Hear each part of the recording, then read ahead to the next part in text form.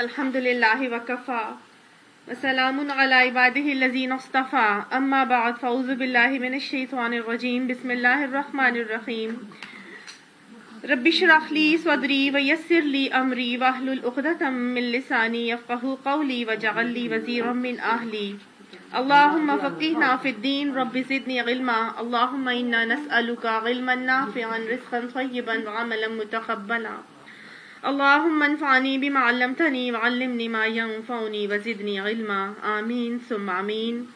سورہ نساء آیت نمبر 80 تک کر لیا تھا، آج آیت نمبر 81 سے کریں گے۔ اعوذ باللہ من الشیطان الرجیم۔ وَيَقُولُونَ طَاعَةٌ، اور وہ کہتے ہیں منہ پر کہ ہم مطیع فرمان ہو گئے۔ فَإِذَا بَرَزُوا، پس جب وہ نکل پڑتے ہیں من عندک آپ کے پاس سے، بیَّتَتْ طَائِفَةٌ مِّنْهُمْ، تو وہ ایک گروہ ان میں سے راتوں کو مشورہ کرتا ہے آپس ان کا کہ غیر الذی تقولوا، وہ جو آپ نے باتیں کی ہوتی ہیں ان باتوں کے اپوزٹ باتیں کر کے وہ آپس میں راتوں کو مشورہ کرتے ہیں۔ منہ پر وہ کیا کہتے ہیں کہ ہم نے اطاعت کر لی، ہم مطیع فرمان ہو گئے، لیکن جب آپ کے پاس سے نکل کر جاتے ہیں تو راتوں کو آپس میں مل کے بیٹھ کے مشورے کرتے ہیں اور وہ باپ کی باتوں کے خلاف جو آپ نے کہی ہوتی تھی۔ یہ کس کے بارے میں بات کی جا رہی ہے؟ منافقین کا رویہ بتایا جا رہا ہے آپ صلی اللہ علیہ وآلہ وسلم کو کہ منافقین جو ہیں وہ ایسے کرتے ہیں۔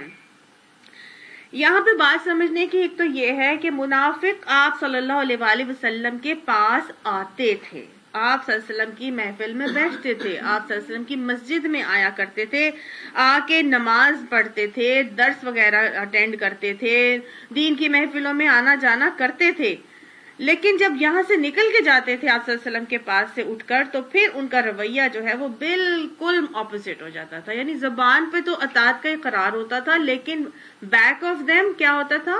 وہ بالکل ان کے اگینسٹ، ان کے خلاف مشورے کر رہے ہوتے تھے۔ اللہ تعالیٰ فرماتے ہیں کہ واللہ یکتب ما یبیتون، اللہ سبحانہ تعالیٰ ان کی یہ ساری سرگوشیاں لکھ رہا ہے۔ کیا اللہ سبحانہ تعالیٰ لکھتے ہیں؟ اللہ تعالیٰ نہیں لکھتے، اللہ تعالیٰ لکھ رہا ہے سے مراد یہ ہے کہ اللہ تعالیٰ نے آرڈر دے دیے ہوئے ہیں اور فرشتے ان کی ساری سرگوشیوں کو لکھ رہے ہیں۔ اب ہم کیا کریں؟ اللہ نے ہمیں بتا دیا اور اللہ نے سمجھا دیا کہ ان کی ان سرگوشیوں اور ان کی پلاننگز اور ان کی جو یہ تمہارے خلاف یہ ساری چیزیں کر رہے ہیں، اس سے پریشان ہونے کی ضرورت نہیں ہے۔ فَأَعْرِضْ عَنْهُمْ، ان سے اعراض کر لو، ان سے دور ہو جاؤ، مطلب ان سے تم ان کے پرواہ نہ کرو۔ وَتَوَكَّلْ عَلَى اللَّهِ، اور اللہ پر بھروسہ رکھو، یعنی کوئی تمہارا کچھ نہیں بگاڑ سکتا کیونکہ وہ کفا باللہ وکیلا، ساری کی ساری چیزوں کے لیے اللہ تمہارے لیے کارساز کافی ہے۔ گویا اللہ نے ایسے تمام لوگوں کے لیے لوگوں کے ساتھ نمٹنے کا طریقہ بتا دیا، جزاک اللہ، جو نمٹنے کا طریقہ بتا دیا ہے کہ اگر تم صحیح روش پر ہو، تمہارا طریقہ صحیح ہے، تم صحیح انداز میں چل رہے ہو تو لوگ کیا کر رہے ہیں اس سے تمہیں پریشان ہونے کی ضرورت نہیں۔ ابھی ہم جو بات کر رہے تھے سٹارٹ کرنے سے پہلے، آپ نے اپنا کام بالکل صحیح رکھنا ہے، چھوڑ دیجئے کہ لوگ کیا کہیں گے، لوگوں نے آپ کے خلاف کیا پلاننگ کر لی ہے، لوگ ایسی باتیں کرتے ہیں، لوگ ہمارے خلاف ہو جائیں گے، کرنے دیجئے جو وہ کر رہے ہیں۔ اللہ تعالیٰ نے صاف بتا دیا ہے فَأَعْرِضْ عَنْهُمْ وَتَوَكَّلْ عَلَى اللَّهِ، اللہ کے اوپر توکل کرو، ان سے اعراض کرو، ان کو چھوڑ دو ان کے حال پر، کیونکہ وَكَفَى بِاللَّهِ وَكِيلًا، اللہ تمہارے لیے کارساز کافی ہے۔ افلا یتدبرون القرآن، کیا انہوں نے قرآن کے اوپر غور نہیں کیا؟ کیا وہ قرآن پر تدبر نہیں کرتے؟ گویا تدبر وہ طریقہ اور رویہ ہے جو مومن کو سکھایا جا رہا ہے کہ اس کا تعلق بالقرآن کیسے ہوگا۔ صرف ناظرہ پڑھ پڑھ کے نہیں گزر جانا، صرف قرآن پہ قرآن نہیں ختم کر لینا، بلکہ کیا ہے اس پر تدبر کرنا ہے۔ تدبر کس کو کہتے ہیں؟ دال با را دبر، یعنی پیٹھ کو کہتے ہیں۔ گویا آپ اس کے پیچھے جو آپ نے پڑھا ہے اس کے بعد اس کے اوپر غور اور فکر کریں، تدبر کرنا۔ اب ہم نے جیسے پڑھا بھی تھا کہ قرآن کو پڑھنے کا حق تھا نا، اور اس میں ہم نے پڑھا تھا کہ وَرَتِّلِ الْقُرْآنَ تَرْتِیلًا، کہ قرآن کو ٹھہر ٹھہر کے سمجھ کے پڑھنا ہے. اور ہم نے دیکھا تھا کہ تلو کا مطلب ہوتا ہے کہ ایسے پڑھنا کہ مطلب سمجھ آتا جائے.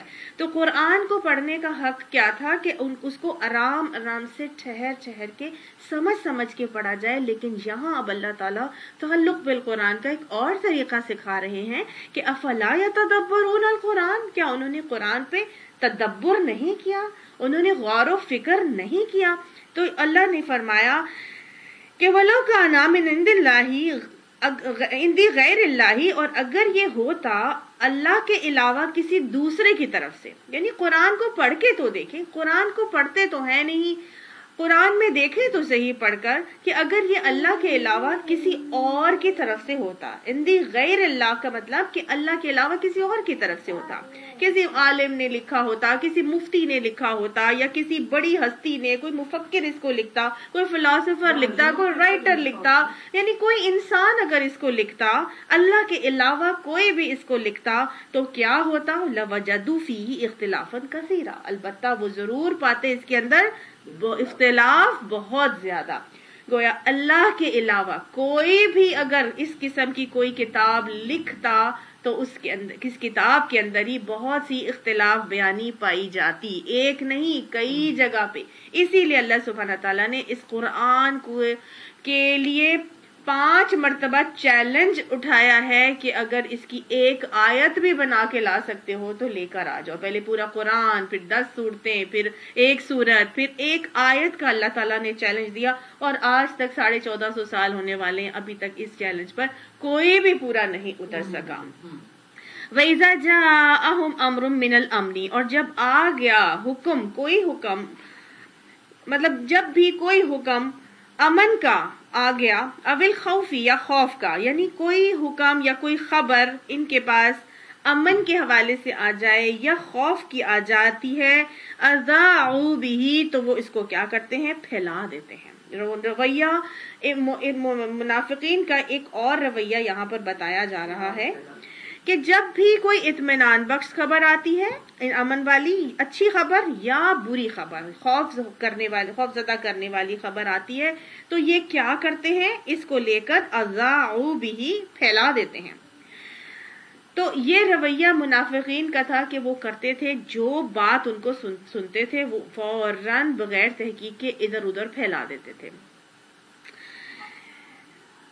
بیسیکلی منافقین آپ صلی اللہ علیہ وسلم جب مدینہ میں گئے تو مدینہ کے اندر ہمہ وقت ان کو مشرکین مکہ کی طرف سے حملوں کا خوف ہوتا تھا. کسی وقت بھی وہ حملہ آور ہو سکتے ہیں، کوئی وہ پلاننگ کر رہے ہیں، انہوں نے کوئی پالیسی اور اسٹریٹجی اپنائی ہے اور اب وہ مسلمانوں کے خلاف یہ عمل کرنے لگے ہیں. تو یا وہ چڑھائی کر رہے ہیں، جیسے کہ جنگ احزاب ہوئی، جیسے کہ جنگ احد ہوئی، جو ساری جنگیں ہوتی ہیں، تو اس کے حوالے سے مسلمانوں نے مدینہ کو بار بار اس قسم کی خبریں پہنچتی تھیں. تو جو بھی افواہ ان کے اوپر پاس آتی تھی وہ فوراً بغیر تحقیق کے کیا کرتے؟ جا کے سارے عالم میں پھیلا دیتے تھے. جب وہ سارے عالم میں سارے لوگوں تک پھیلتی تھی تو ہوتا یہ تھا کہ وہ ایک کیوس مچ جاتا تھا، ایک پینک کریٹ ہو جاتا تھا اور لوگ ہڑبڑا جاتے تھے اور پریشان ہو جاتے تھے. تو اللہ تعالیٰ نے، اور وہ یہ کیوں کرتے تھے منافق؟ ان کو مشتعل کرنے کے لیے، ان کے اندر پھوٹ ڈالنے کے لیے، ان کے امن و امان کو غارت کرنے کے لیے، اور اس لیے کرتے تھے تاکہ یہ آپ صلی اللہ علیہ وسلم سے بد ظن ہو جائیں، چڑ جائیں. یہ کیوں رویہ تھا ان کا؟ کیونکہ عبداللہ بن ابی جو منافقین کا سردار تھا، اس نے وہاں پر اس کی تاج پوشی کی جانی تھی. ان لوگوں نے آپس میں، اوس اور خزرج کے دونوں قبیلوں نے اس کو اپنا سردار مطلب آپ کہہ لیجئے کہ منتخب کر لیا تھا. ابھی تاج پوشی رہتی تھی، لیکن آپ صلی اللہ علیہ وسلم مدینہ ہجرت کر کے پہنچ جاتے ہیں، تو اب یہ تاج پوشی سے رہ گیا.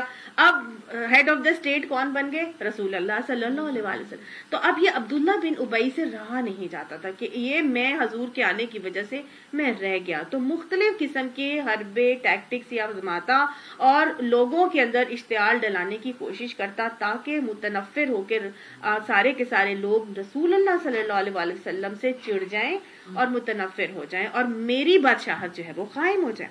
تو اس لیے وہ خاص طور سے یہ معاملہ کرتے. تو اللہ تعالیٰ نے منافقین کے اس رویے کی نشاندہی کر کے ان کو اس کی نیگیشن کی ہے، منع کیا ہے، اور ان کو یہ سمجھا دیا ہے کہ افواہوں کو پھیلانا نہیں چاہیے خواہ مخواہ۔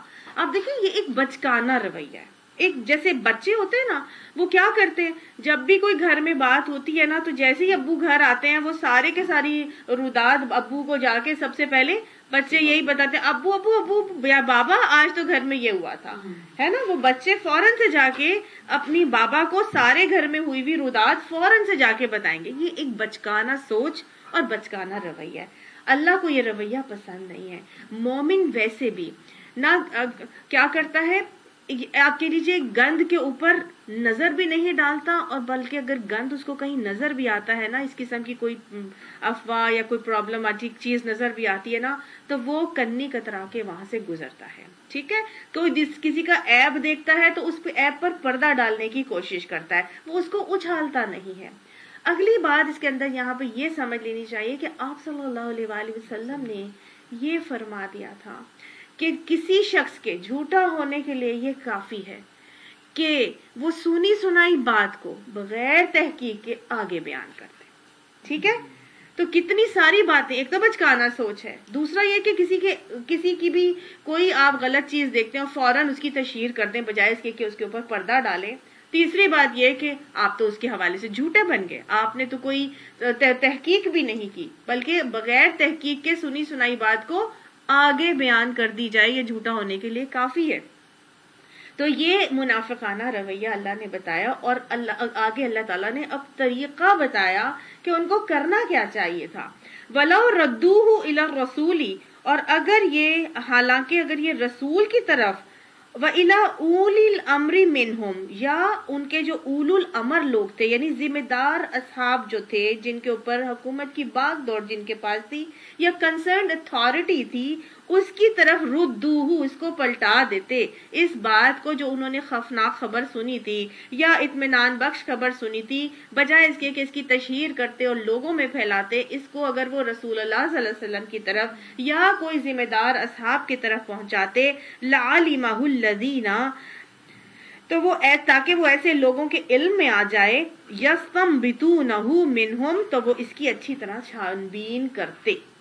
صحیح، مطلب کوئی بھی خبر اگر ایسی آپ سنیں تو کیا کرنا چاہیے، ذمہ دار اصحاب تک پہنچانا چاہیے تاکہ وہ اس خبر کی پہلے اچھی طرح سے چھان بین کر لیں، اور اگر چھان بین کر لیں گے تو پھر وہ اس حساب سے اپنی اسٹریٹجی اور پالیسی جو ہے وہ مرتب کر لیں گے۔ بالکل ایسے ہی آج بھی ہم لوگ کرتے ہیں نا، ہم کیا کرتے ہیں، وہ ایک واٹس ایپ کے اوپر کوئی نیوز آتی ہے اور بغیر تحقیق کے ادھر سے ادھر اور ادھر سے وائرل کر دی جاتی ہے، کوئی پتہ نہیں ہے وہ سچی ہے کہ جھوٹی ہے، اور اس میں کس حد تک حقیقت ہے یا نہیں ہے۔ اس کی وجہ سے کتنا پینک کریٹ ہو جاتا ہے، کتنا کیوس مچ جاتا ہے، بعد میں پتہ چلتا ہے او ہو یہ تو 2 سال پرانی والی بات تھی، اس میں کوئی حقیقت نہیں، یا یہ پتہ چلتا ہے کہ جی نہیں یہ تو کسی نے فیک نیوز لگائی تھی، ایسی کوئی بات نہیں تھی۔ تو آج تو چونکہ یہ ہمارے پاس مینز آف کمیونیکیشن، موبائل آج ایسا موجود ہے کہ ایک واٹس ایپ کا میسج گیا نہیں اور وہ سارے کے سارے عالم کے پاس ایسے سرکولیٹ ہوتا ہے۔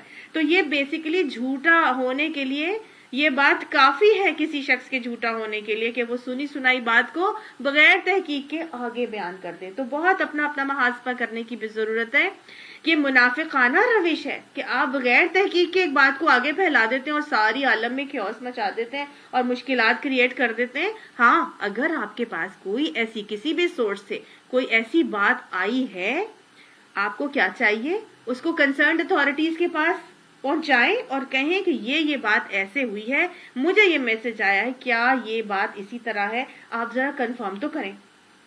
اب کنسرنڈ اتھارٹیز جو اوپر ہائر اتھارٹیز ہیں، ان کا یہ کام ہے کہ وہ اس معاملے کی حقیقت کو دیکھیں اور دیکھیں کیا یہ بات بالکل صحیح ہے کہ نہیں۔ مثال کے طور پر جب بم بلاسٹ کی بات آئی تھی، یاد کر لیجئے جی، بیکن ہاؤس اسکول میں بم بلاسٹ ہوگا اتنے بجے، اور جی سارے کے سارے اسکولز بند۔ ہاں، یہ جی فلاں فلاں فلاں فلاں اسکول میں بم بلاسٹ کی خبر آئی ہے، اور انہوں نے مذاق بنا لیا تھا، ہے کہ نہیں؟ ہم تو مطلب یہ تو ہمارے بھی کچے ایمان، اور ہم کتنا ڈرپوک ہیں ان لوگوں سے، ہم ڈر جاتے ہیں، اور اس کی وجہ سے کتنا پورا ایک مہینہ ہمارے اسکول لاہور کے بند رہے تھے۔ اتنا سفر کیا تھا بچوں نے. تو یہ آپ اچھی طرح سمجھ گئے نا اس بات کو. کیا کرنا ہے, کوئی ایسی نیوز ملتی ہے تو فوراً ہائر اتھارٹیز تک پہنچانی ہے اور اسے دیکھنا ہے اور وہ ان کے اوپر چھوڑ دینا ہے, کیونکہ ان کو اسی لیے ان کو ہائر اتھارٹی دی گئی ہے تاکہ وہ اس چیز کو عوام الناس میں پھیلانے سے بچائیں. سارا کیوس عوام الناس میں جب بچتا ہے تو مشکلات جنم لیتی ہیں, بھگدڑ مچتی ہے, کام کچھ سے کچھ ہو جاتا ہے. وہ ہائر اتھارٹیز پہ اس کے لیول پر وہ خود ہی پھر اس چیز کو کنٹرول کر لیا جاتا ہے. سمجھ آ گئی نا. اللہ تعالیٰ فرماتے ہیں وَلَوْلَا فَضْلُ اللَّهِ عَلَيْكُمْ وَرَحْمَتُهُ, اور اگر نہ ہوتا فضل اللہ کا تمہارے اوپر اور اس کی رحمت, لَاتَّبَعْتُمُ الشَّيْطَانَ إِلَّا قَلِيلًا, البتہ تم سب کے سب شیطان کی پیروی کر لیتے مگر معدود چند کے سوا. تم سب کے سب شیطان کے پیچھے لگ گئے ہوتے. یعنی کہ صرف چند ہی لوگ ایسے ہیں جو یہ کام نہیں کر رہے, باقی تو سب کے سب یہ کام کرنے شروع ہو جاتے اگر اللہ کا فضل نہ ہوتا. تو اللہ ہی کا فضل ہوتا ہے جو ہم کسی بھی غلط چیز سے بچتے ہیں, اسی لیے اللہ تعالیٰ سے ہر وقت اس کا فضل مانگنا چاہیے. وما توفیق الا باللہ, ہم اپنی توفیق سے کچھ نہیں کر سکتے, ہم اپنے اختیار سے کچھ بھی نہیں کر سکتے. اگر ہم کسی بھی خبر کو سن کے رکتے ہیں, تحمل مزاجی شو کرتے ہیں, تو یہ بھی کس کی توفیق سے ہوتا ہے؟ اللہ کی توفیق سے ہوتا ہے. لہٰذا ہمیشہ اللہ کے سے اس کا فضل مانگنا چاہیے کہ اللہ تعالیٰ ایسی مشکلات پہ قابو پانے کا طریقہ ہم کو صبر کے ساتھ سکھا دے.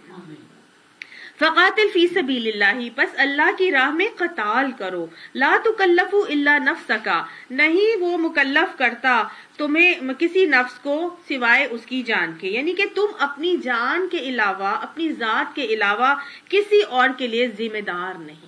ٹھیک ہے, اللہ کی راہ میں لڑو, تم اپنی جان کے علاوہ کسی اور کے لیے ذمہ دار نہیں ہو. وحرض المؤمنین, البتہ اکساؤ مومنوں کو قتال کے لیے یا لڑنے کے لیے اکساؤ. عسى اللہ, شاید کہ اللہ, ان یکفا, یہ کہ توڑ دے, باس الذین کفروا, زور ان لوگوں کا جنہوں نے کفر کیا تھا. یعنی کہ تم مومنوں کو ان لڑائی کے لیے اکساؤ, خود بھی لڑو, اور اپنے ذات کے علاوہ تم کسی کے لیے ذمہ دار نہیں ہو. لیکن اگر تم مومنوں کو اکساؤ گے اور خود قتال کے لیے تیار رہو گے تو شاید ایسے عمل سے اللہ سبحانہ تعالیٰ کافروں کا زور توڑ دے گا. واللہ اشد بأسا, اور اللہ زیادہ زبردست ہے زور میں. واشد تنکیلا, اور زیادہ سخت ہے. تنکیلا کہتے ہیں عبرت انگیز سزا دینے میں. یعنی کہ اللہ ان کے اپنے زور میں بھی زیادہ زبردست ہے اور ان کو عبرت انگیز سزا دینے میں بھی زیادہ زبردست ہے. من یشفع, جو کوئی شفاعت کرے گا, شفاعتن, کوئی شفاعت. کیسی شفاعت؟ حسنتن, اچھی شفاعت. دیکھیں شفاعت کرنے کا حکم آ رہا ہے. شفاعت کس کو کہتے ہیں؟ سفارش کرنے کو. ٹھیک ہے, آیت نمبر 85, آیت نمبر 85 میں اللہ سبحانہ تعالیٰ سفارش کا حکم دے رہے ہیں. اور سفارش کیسے کری جائے گی اور کب کی جاتی ہے اور سفارش ہوتی کیا ہے؟ سفارش بیسیکلی کہتے ہیں شفاعہ سے نکلا, اور شفاعت کہتے ہیں جوڑنا یا ملانا. ٹھیک ہے, دو چیزوں کے درمیان آپس میں رابطہ پیدا کر دینا, دو چیزوں کے آپس میں جوڑ دینا, دو چیزوں کو آپس میں ملا دینا. تو شفاعت یعنی کمزور کو طاقت کے ور کے ساتھ جوڑ دینا, بیمار کو صحت کے ساتھ جوڑ دینا. اور اس جوڑنے کے لیے جو عمل کروایا جاتا ہے, جب شفاعت کب کروائی جاتی ہے یا سفارش کب کروائی جاتی ہے؟ جب ایک شخص جو ایک چیز کا اہل ہوتا ہے لیکن اس چیز کو پانے کی صلاحیت نہیں رکھتا. جب ایک شخص ایک چیز کا اہل ہوتا ہے لیکن اس چیز کو پانے کے لیے, حاصل کرنے کی صلاحیت نہیں رکھتا, تو اس کو وہ چیز حاصل کروانے کے لیے اگر کسی کو بیچ میں ڈالا جائے تو اس کو کہتے ہیں سفارش کروانا. ٹھیک ہے, تو سفارش دو طرح سے کروائی جاتی ہے. یہاں پہ جس طرح کی سفارش بات آ رہی ہے وہ یہ آ رہی ہے من یشفع شفاعتن حسنتن, جو کوئی شفاعت کرے گا یا سفارش کرے گا اچھی سفارش, جائز کاموں کے لیے سفارش. نیکی کے کام کے لیے سفارش، اس کو کیا ہوگا؟ یکن لہو نصیب منہا، اس کے لیے اس میں سے بھی کچھ حصہ ہوگا. ٹھیک ہے. سفارش کے لیے جب کوئی اثر و رسوخ کسی کام کو کرانے کے لیے استعمال کیا جائے، آپ اس کو لگا لیں نا، کسی اثر اور رسوخ کو استعمال کیا جائے، تو اچھے کام کی بھی سفارش ہوتی ہے، برے کام کی بھی سفارش ہوتی ہے، کیونکہ آگے ہی آیت کے آگے آئے گا وَمَن يَشْفَعْ شَفَاعَةً سَيِّئَةً، اور جو کوئی سفارش کرے گا بری سفارش، یعنی برے کام کے لیے سفارش کرے گا، یکن لہو کفل منہا، تو اس کے اندر سے اس کو بھی کچھ نہ کچھ حصہ ضرور دیا جائے گا.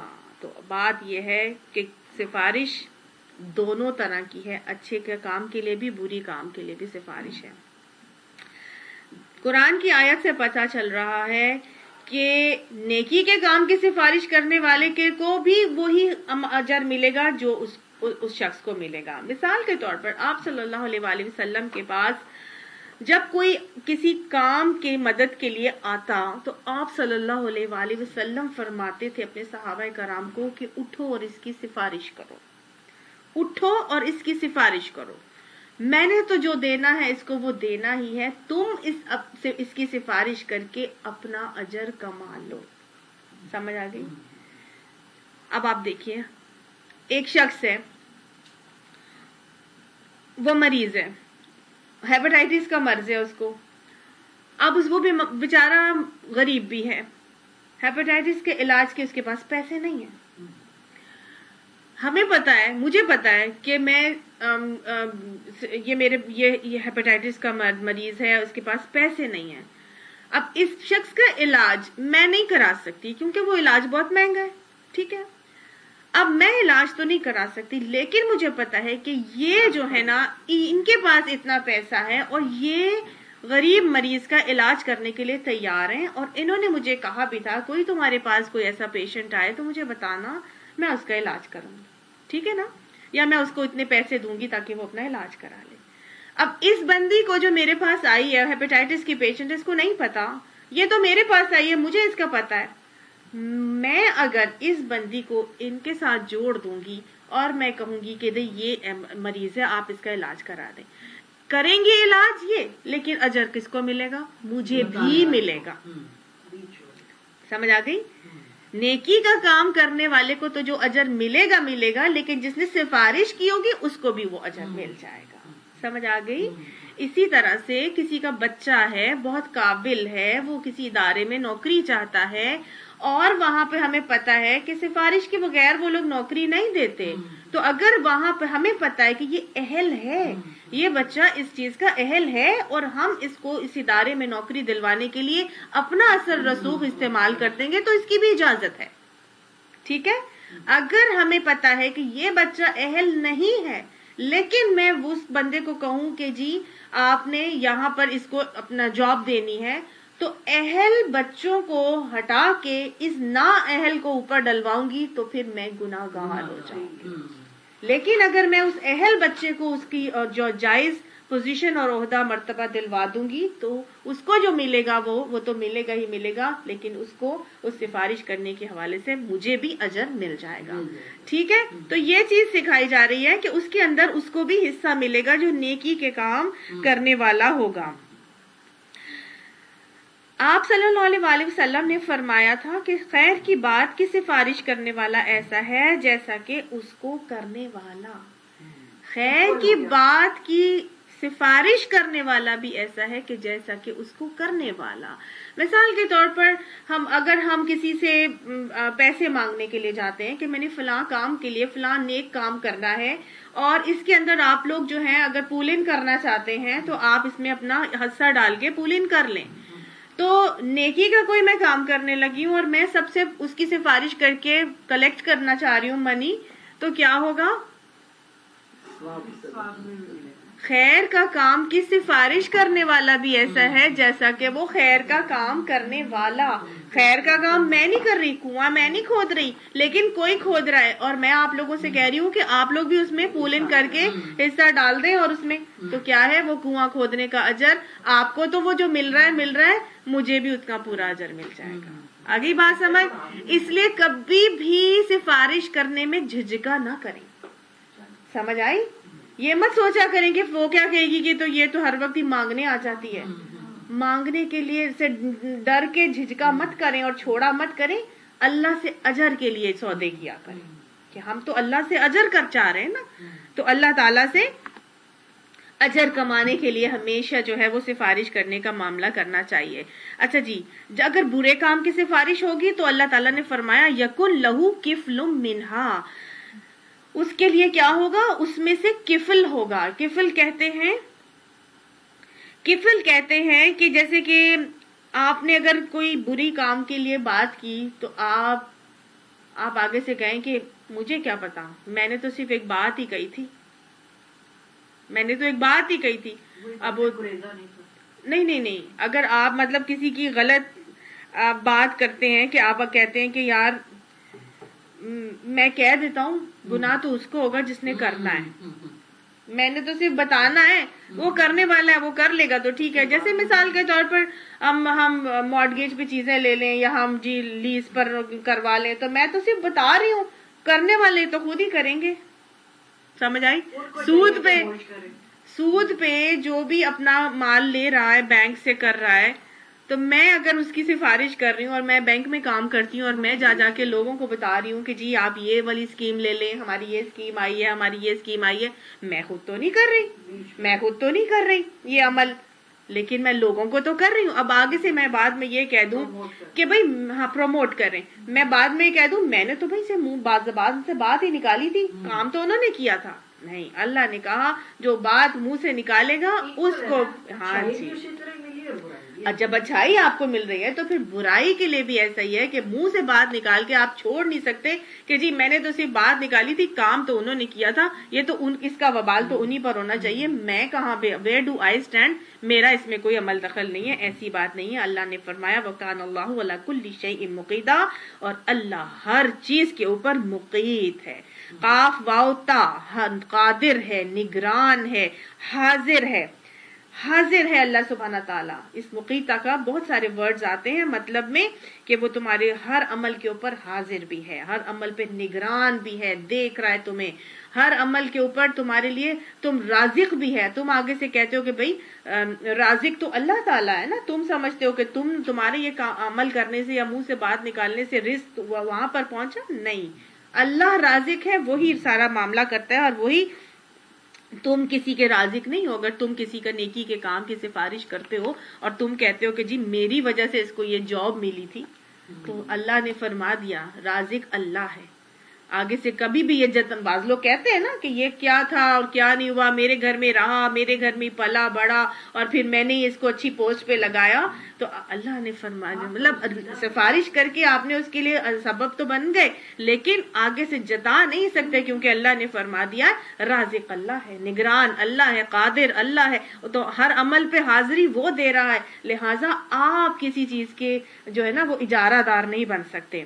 وَإِذَا حُيِّيتُم بِتَحِيَّةٍ, جب تم تحفہ دیے جاؤ کوئی تحفہ, حُيِّيتُم کہتے ہیں تم تحفہ دیے جاؤ, تحیہ جیسے نا تحیۃ الوضو ہے, وضو کے نوافل کو کیا کہا جاتا ہے, کیوں کہا جاتا ہے, تحفہ ہے یہ, ٹھیک ہے نا, وضو کا تحفہ ہے یہ. آپ صلی اللہ علیہ وسلم نے جو تو وضو کا تحفہ ہمیں 2 نفل اس کے سکھائے تحیۃ الوضو کے, تو حیہ کہتے ہیں تحفے کو.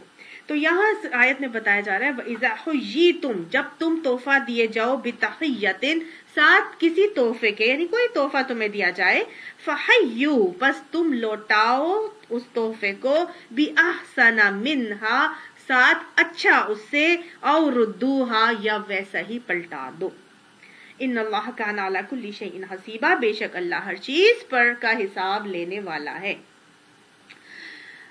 عربوں میں ایک رواج تھا, اور وہ رواج یہ تھا کہ جب بھی کسی کو ملتے تھے نا آپس میں, تو وہ کہتے تھے حیکم اللہ, ہاں حیکم اللہ, یا حیک اللہ، کہ یہ ان کا ایک طریقہ تھا تحفے کی دعا دینے کا کہ اللہ تمہیں زندگی دے. تو اللہ تعالیٰ نے اس چیز کے حوالے سے انہی کے طریقے کے ساتھ انہی کی بات کو رکھتے ہوئے ان کو سمجھایا، اور مجھے اور آپ کو بھی سمجھایا کہ جب بھی تم کسی کو تحفہ دیتے ہو یا تمہیں کوئی تحفہ دیتا ہے تو تم کیا کرو، جب کوئی تمہیں تحفہ دے تو اس سے بہتر تحفہ یا تو دوسرے کو لوٹاؤ یا کم سے کم اتنا جیسا ہی تحفہ اس کو لوٹاؤ. ٹھیک ہے. آپ صلی اللہ علیہ وسلم خود بھی محسن تھے اور آپ صلی اللہ علیہ وسلم کسی کا احسان نہیں رکھتے تھے. جو بھی ان کے ساتھ اچھا برتاؤ کرتا تھا آپ صلی اللہ علیہ وسلم اس کو پلٹایا کرتے تھے. صرف ایک شخص ہے جن کا احسان کا بدلہ آپ صلی اللہ علیہ وسلم نہیں چکا سکے، اور آپ صلی اللہ علیہ وسلم خود فرماتے ہیں کہ میں صرف ابو بکر کے احسانات کا بدلہ نہیں چکا سکا. اور وہ کیا فرماتے ہیں آپ صلی اللہ علیہ وسلم کے مفہوم بتا رہی ہوں کہ غار ثور کی ایک رات کا بدلہ میں اس کو نہیں چکا سکا. سمجھ آئی؟ یعنی اتنے احسانات حضرت ابو بکر نے آپ صلی اللہ علیہ وسلم کے اوپر کیے تھے، لیکن آپ صلی اللہ علیہ وسلم ہر کسی کا احسان لوٹایا کرتے تھے. تو یہ بہت پسندیدہ وصف ہے کہ کوئی آپ کو تحفہ دے یا آپ کے ساتھ اچھا سلوک کرے تو آپ فوراً اس کی احسان کا بدلہ فوراً اس کو چکا دیں. اور اگر آپ کسی کے ساتھ اچھا برتاؤ کریں گے تو اس کا بھی ہمیں حکم پیچھے ہم پڑھ کر آئے سورہ بقرہ کے اندر کہ لا تبطلوا اعمالکم بالمن والاذی، کہ اپنے مالوں کو یا جو تم نے اعمال کیے ہیں ان کو تکلیف دے کر یا احسان جتا کر مت ضائع کرو. ٹھیک ہے نا؟ یعنی آپ نے کسی کے ساتھ نیکی کی ہے تو آپ احسان جتا کر یا دکھ دے کر ضائع مت کریں. اب طریقہ سکھایا جا رہا ہے کہ اگر کوئی آپ سے کے ساتھ احسان کر رہا ہے تو پھر آپ کیا کریں گے، یا تو ویسا ہی تحفہ لوٹائیں گے یا پھر اس سے بہتر تحفہ لوٹائیں گے. اور بہتر تحفے کا مطلب ہرگز بھی یہ نہیں ہوتا کہ کوئی اگر مجھے 5,000 کا کچھ دے رہا ہے تو میں 5,000 اور 5,001 روپیہ اس کو دے دوں. یہ اس کا مطلب ہرگز بھی نہیں ہے. ٹھیک ہے. مطلب یہ ہے کہ جس اخلاص سے اس نے دیا آپ اسی اخلاص سے بہترین چیز اپنی جیب کے مطابق اپنی استطاعت کے مطابق اگلے کو دیں. جب انسان کی تحفے میں اخلاص ہوتا ہے نا تو خود بخود اس کے اندر خوبصورتی پیدا ہو جاتی ہے. پہلی بات تو یہ ہے، چاہے وہ سستی چیز ہو چاہے مہنگی ہو، اخلاص سے دیا ہوا عمل جو ہوتا ہے نا وہی قبول بھی ہوتا ہے اور وہی مال بھی قبول ہوگا. آپ بڑی سے بڑی چیز بھی دے دیں گے، مہنگی سے مہنگی چیز بھی دے دیں گے، لیکن اس میں اخلاص نہیں ہوگا نا تو اگلا لینے والا بھی جو ہوگا نا وہ آپ کو باتیں کرتا ہوا نظر آ جائے گا کہ فلاں کے اندر فلاں کو تو یہ دے دیا اور مجھے یہ دے دیا ہے کہ نہیں. تو اخلاص بھر دیں. سب سے بڑی بات یہ کہ بہتر کرنے کے لیے تحفے کو اس کے اندر اخلاص بھر دیا جائے.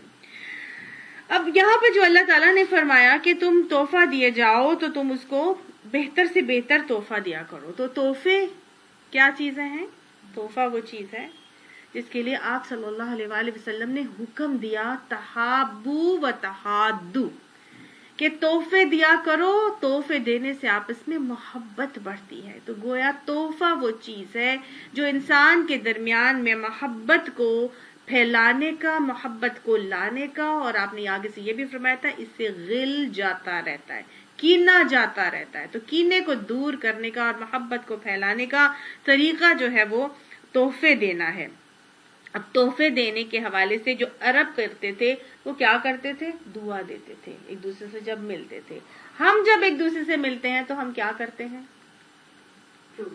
نہیں، ہم جب کسی سے ملتے ہیں تو ہم کیا کرتے ہیں؟ سلام کرتے ہیں. اور سلام کرنا بھی کیا ہے؟ ایک دعا دینے کا طریقہ ہے. تو گویا یہاں پر سلام کرنے کا انداز اور طریقہ اور سلیقہ بھی سکھایا جا رہا ہے. ٹھیک ہے نا؟ گویا جب تمہیں کوئی سلام کرے تو اس کو یا تو اتنا ہی جواب دے دو السلام علیکم یا پھر وعلیکم السلام. اگر کوئی السلام علیکم کہہ رہے اور آپ اس کو کہہ دیں وعلیکم السلام ورحمۃ اللہ، تو آپ نے فرمایا تھا کہ جس نے سلام کہا السلام علیکم، آپ نے فرمایا اس کے لیے 10. ایک دوسرا شخص آیا اس نے کہا السلام علیکم ورحمۃ اللہ، اور آپ نے فرمایا اس کے لیے 20. تیسرا آیا اس نے کہا السلام علیکم ورحمۃ اللہ وبرکاتہ، آپ نے فرمایا 30. گویا اسی طرح گریجولی بڑھتے چلے جاتے ہیں. تو کوئی السلام علیکم کہہ رہا ہے تو آپ کیا کہہ دیں؟ وعلیکم السلام یا پھر وعلیکم السلام ورحمۃ اللہ یا پھر وعلیکم السلام ورحمۃ اللہ وبرکاتہ. یہ بہترین طریقہ بہترین نیکیاں خود بھی کما لی اور اس کو رحمتیں بھی دے دی اور برکتیں بھی اس کو دے دی.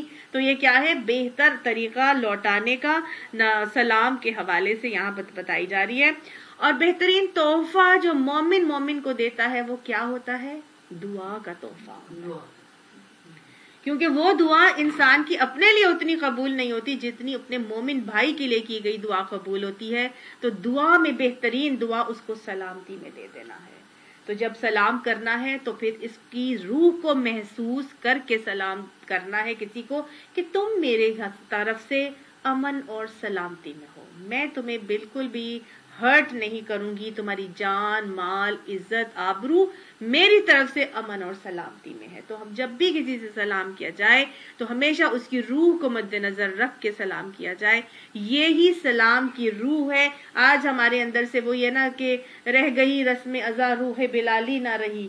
ہم باتیں تو کرتے ہیں، سلام تو کرتے ہیں اور ادھر سلام کر کے محفل میں آ کے بیٹھتے ہیں اور ادھر ہی تھوڑی دیر بعد اس کی غیبتیں شروع کرتی جاتی ہیں. وہ ادھر منہ کر کے اور میں ادھر منہ کر کے اور میں ادھر بیٹھ کے اور فلانی جو ادھر آ کے ابھی سلام کر کے بیٹھی تھی میں اسی کی برائیاں کرنے شروع ہو جاتی ہوں. یا محفل ختم ہونے کے بعد جب جاتی ہوں تو پیچھے سے ساری محفل والوں کی جتنے بھی لوگ وہاں پہ ایسے اور ویسے تھے اور میں ان کی جو ہے نا وہ غیبتیں شروع کر دیتی ہوں. اس کو سلامتی اور امن کی جو میں نے دعا دی تھی اس کی روح بالکل غائب ہو جاتی ہے. تو یہ طریقہ نہیں سکھایا گیا. اور تو سلام کیا صرف ہم کو سکھایا اللہ تعالیٰ نے؟ نہیں، سلام شروع سے ہے اور ہمیشہ رہے گا. آپ صلی اللہ علیہ وآلہ وسلم کی روایات سے ہمیں احادیث سے پتہ چلتا ہے کہ جب، اور قرآن سے بھی پتہ چلتا ہے کہ جب اللہ تعالیٰ نے بنایا تھا حضرت آدم علیہ السلام کو تو اللہ تعالیٰ نے ان کو کہا تھا اذهب وسلم، جا اور سلام کر. فرشتوں کے پاس بھیجا حضرت آدم علیہ السلام کو اور ان کو کہا سلم، ان کو سلامتی بھیج. ہم نے دیکھا کہ فرشتے حضرت ابراہیم علیہ السلام کے پاس آئے تو انہوں نے بھی آ کے سلام علیکم کہا تھا کہ تو آپ پر سلامتی ہو. تو فرشتے یعنی کہ حضرت ابراہیم علیہ السلام کے پاس تو حضور سے پہلے آ رہے تھے، حضرت آدم علیہ السلام حضور سے پہلے. اور حضور کے دور میں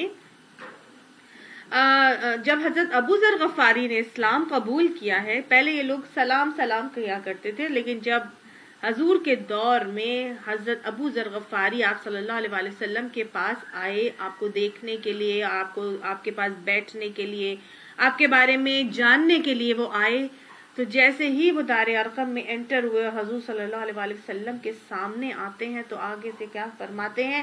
السلام علیکہ یا رسول اللہ. اور آپ صلی اللہ علیہ وآلہ وسلم نے اسی چیز کو سلام کا جو ہے نا طریقہ بنا دیا. السلام علیکہ یا رسول اللہ، کہ سلام بھیجنا آپ جیسے سامنے والے کو بھیجتے ہیں تو سامنے والے کو کرتے ہیں سلام، تو السلام علیکہ یا شازیہ، السلام علیکہ یا سعدیہ، ٹھیک ہے نا، اس طرح. تو یہ طریقہ بنا دیا گیا السلام علیکہ یا السلام علیکم کا. السلام علیکم کیوں کہا جاتا ہے؟ عزت افزائی کے حوالے سے. اور بہت سارے لوگ بیٹھے ہیں تو ان کے لیے بھی کم استعمال ہوتا ہے، ٹھیک ہے، کسی کے بڑے کے لیے بھی بات کی جا رہی ہو تو عزت افزائی کے لیے ہم السلام علیکم کہہ دیتے ہیں. لیکن اکیلے کے لیے سنگل 1 to 1 بات کرنی تو السلام علیکہ بھی کہہ سکتے ہیں، ٹھیک ہے. تو آپ صلی اللہ علیہ وآلہ وسلم کے دور میں ایسے سلام سٹارٹ ہوا. لیکن ہم دیکھتے ہیں کہ جب بھی فرشتے انسان کو ملیں گے تو پھر بھی وہ کیا کریں گے؟ وہ سلام ہی کریں گے. قرآن سے ہمیں پتہ چلتا ہے، قرآن سے پتہ یہ چلتا ہے کہ سورہ نحل میں آتا ہے کہ ملک الموت جب آئیں گے تو وہ کہیں گے قولوا سلام علیکم، تم پر سلامتی ہو، ادخلوا الجنۃ بما کنتم تعملون، جنت میں داخل ہو جاؤ ان اعمال کے بدلے جو تم کرتے تھے. تو نیک شخص کی جب جان کنی کا وقت آئے گا تو ملک الموت آ کے اس کو کیا کہیں گے؟ سلام علیکم ادخلوا الجنۃ بما کنتم تعملون. پھر جنت کے داروغہ جب ملیں گے، جنت کے داروغہ جب انسان کو ملیں گے جنتی کو تو وہ اس کو کہیں گے سلام علیکم طبتم، سلامتی ہو تم پر، تم کو طبتم کہتے ہیں بڑے ہی اچھے رہ گئے ہو. مطلب دنیا میں تو تم بڑی مشکلات میں تھے، یہاں پہ تو تم پل صراط سے بھی گزر کے آ گئے ہو، تو جنت میں جانے بڑے ہی اچھے رہے ہو، بڑے اچھے حال میں ہو. فادخلوها خالدین، اس کے اندر داخل ہو جاؤ جنت کے اندر اور ہمیشہ ہمیشہ تم اس کے اندر رہو گے. جب جنتی اندر چلے جائیں گے تو پھر اللہ سبحانہ تعالیٰ بھی ان کو سلام کریں گے. اور اللہ تعالیٰ کیسے کہیں گے؟ سلام قولا من رب الرحیم، رب رحیم کی طرف سے تمہیں سلام ہو. تو گویا جنتی ہر موقع پر سلام کے ساتھ انکاؤنٹر ہو رہے ہیں، کیونکہ وہ دنیا میں سلامتی کر دیتے تھے، سلامتی کے تحفے دیتے تھے. تو قرآن میں آتا ہے کہ وہ کہیں گے الا قیلا سلاما سلاما، وہ آپس میں بھی ایک دوسرے کو وہاں پر بھی سلامتی کے تحفے دے رہے ہوں گے. اسی لیے نبی اکرم صلی اللہ علیہ وآلہ وسلم نے فرما دیا تھا کہ جنت میں جانے والے اعمال پوچھے تو آپ نے فرما دیا تھا جنت میں جانے والے اعمال،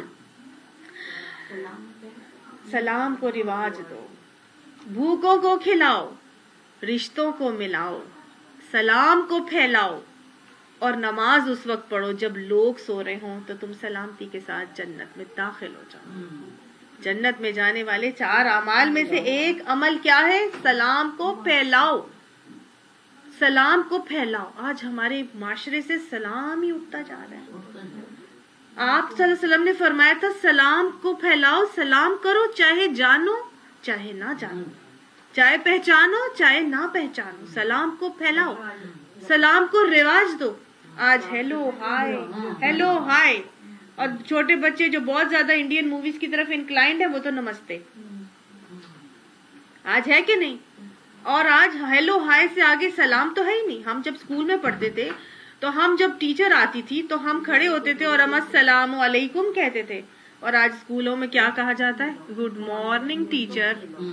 اور اس کے علاوہ کئی تو اسکولوں میں یہ بھی نہیں ہے، کئی اسکولوں میں یہ بھی نہیں ہے، ہیلو ہائے بس صرف اور صرف یہاں تک رہ گیا. سلام ہمارے دین کا شعار ہے، ہمارے دین کی پہچان ہے. کوئی آپ کو نان مسلم سلام کرتا ہوا نظر نہیں آئے گا. آپ کبھی بھی کسی یورپین کنٹری میں چلے جائیں، باہر آپ گھومیں پھریں تو آپ کسی دوسرے کو کیسے پہچانتے ہیں؟ خواتین تو پہچانی جاتی ہیں نا، وہ تو کورڈ ہوتی ہیں، لیکن آپ کے ادھر سے کوئی مرد گزر رہا ہے تو وہ کیسے آپ کو پہچان کے سلام کرتا ہے؟ یا تو مرد نے داڑھی بھی رکھی ہوتی ہے یا نہیں بھی، اگر تو عورت تو کم سے کم کورڈ ہے نا، تو وہ فوراً آپ کو ساتھ گزرتے ہوئے آپ کو سلام کرے گا، آپ کو پتہ چل جائے گا اچھا یہ مسلمان ہے.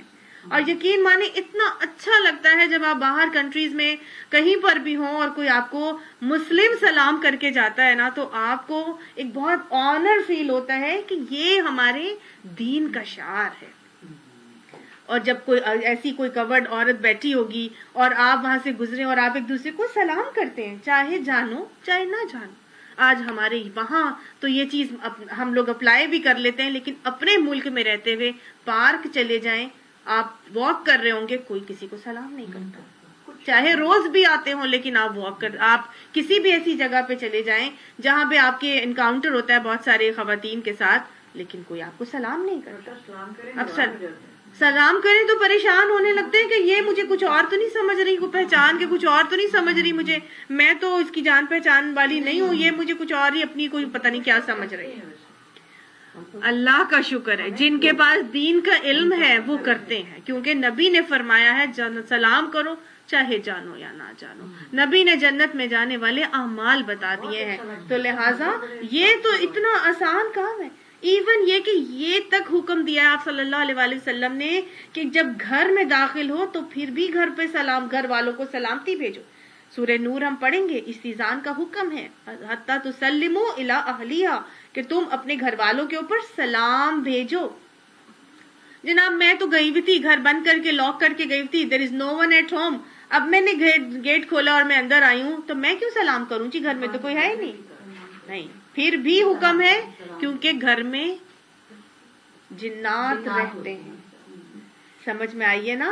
تو آپ نے سلام کرنا ہے، خالی گھر میں بھی سلام. یہ گھر کے اندر سکون لانے کا طریقہ ہے. آج ہمارے گھروں میں بے سکونیاں کیوں ہیں؟ کیونکہ نہ ہم خود سلام کرتے، نہ ہم نے اپنے بچوں کو سکھایا کہ وہ گھر میں انٹر ہو تو سلام کر کے انٹر ہو. سلام کے بعد سورہ اخلاص بھی پڑھنی چاہیے. اچھا ہے عمل، اچھا، لیکن سلام کرنی ضروری ہے. اگر ہم چاہتے ہیں ہمارے گھروں میں اطمینان سکون آ جائے تو سلام کر کے گھر میں انٹر ہونا ہے، اور با آواز بلند خود بھی کرنا ہے اور اپنے بچوں کو بھی اس چیز کو سکھانا ہے.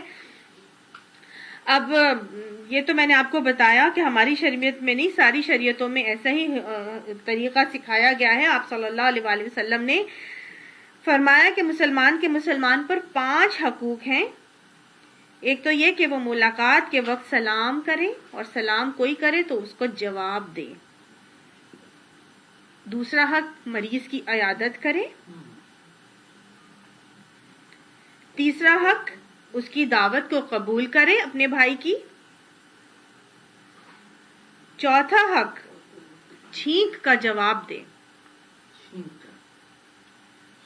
اور 5واں حق کہ اپنے بھائی، جب اس کا بھائی مر جائے تو اس کے جنازے میں شریک ہو جائے. آپ نہیں بھی جانتے، آپ کو معلوم ہے کہ وہ فوت ہو گیا ہے، آپ اس کے جنازے میں شریک ہو جائیں. یہ مسلمان کا مسلمان پہ حق ہے. آپ صلی اللہ علیہ وسلم نے فرمایا کہ سب سے بڑا بخیل وہ ہے جو سلام میں پہل کرتا ہے. سب سے بڑا بخیل وہ ہے جو سلام میں بخل کرتا ہے. پہل، میرے منہ سے پہل نکل گیا، سوری. بخیل وہ ہے جو سلام میں بخل کرتا ہے.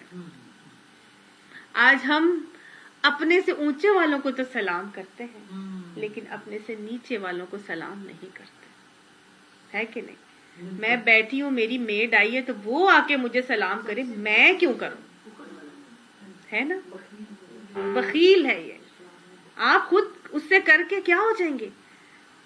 آپ کو معلوم ہے کہ آپ صلی اللہ علیہ وسلم نے فرمایا تھا کہ سلام میں پہل کرنے والا تکبر سے بری ہوتا ہے. تکبر کا علاج نبی صلی اللہ علیہ وسلم نے سکھا دیا ہے، سلام میں پہل کرو. یہ تکبر ہے، یہ بخل اور تکبر کی بات ہے کہ کوئی بیٹھا ہے اور کہہ رہا ہے کہ جی میں کیوں سلام کروں، وہی آئے اور مجھے آ کے سلام کرے. ایک تو آپ میں تکبر ہے، دوسرا آپ بخیل ہو گئے. اور مومن بخیل نہیں ہوتا. مومن تکبر کرے گا، بخل کرے گا، تو بخل کرنے جس کے دل میں رائی کے دانے کے برابر بھی تکبر ہوگا، وہ تو جنت میں ہی نہیں جا سکتا. تو اپنے رویے میں عاجزی لائی جائے. آپ صلی اللہ علیہ وسلم نے فرمایا تھا کہ جب کوئی 2 شخص ایک دوسرے سے ناراض ہو تو ان میں سے اللہ کے قریب وہ شخص ہوتا ہے جو سلام میں پہل کرتا ہے. سمجھ آ گئی؟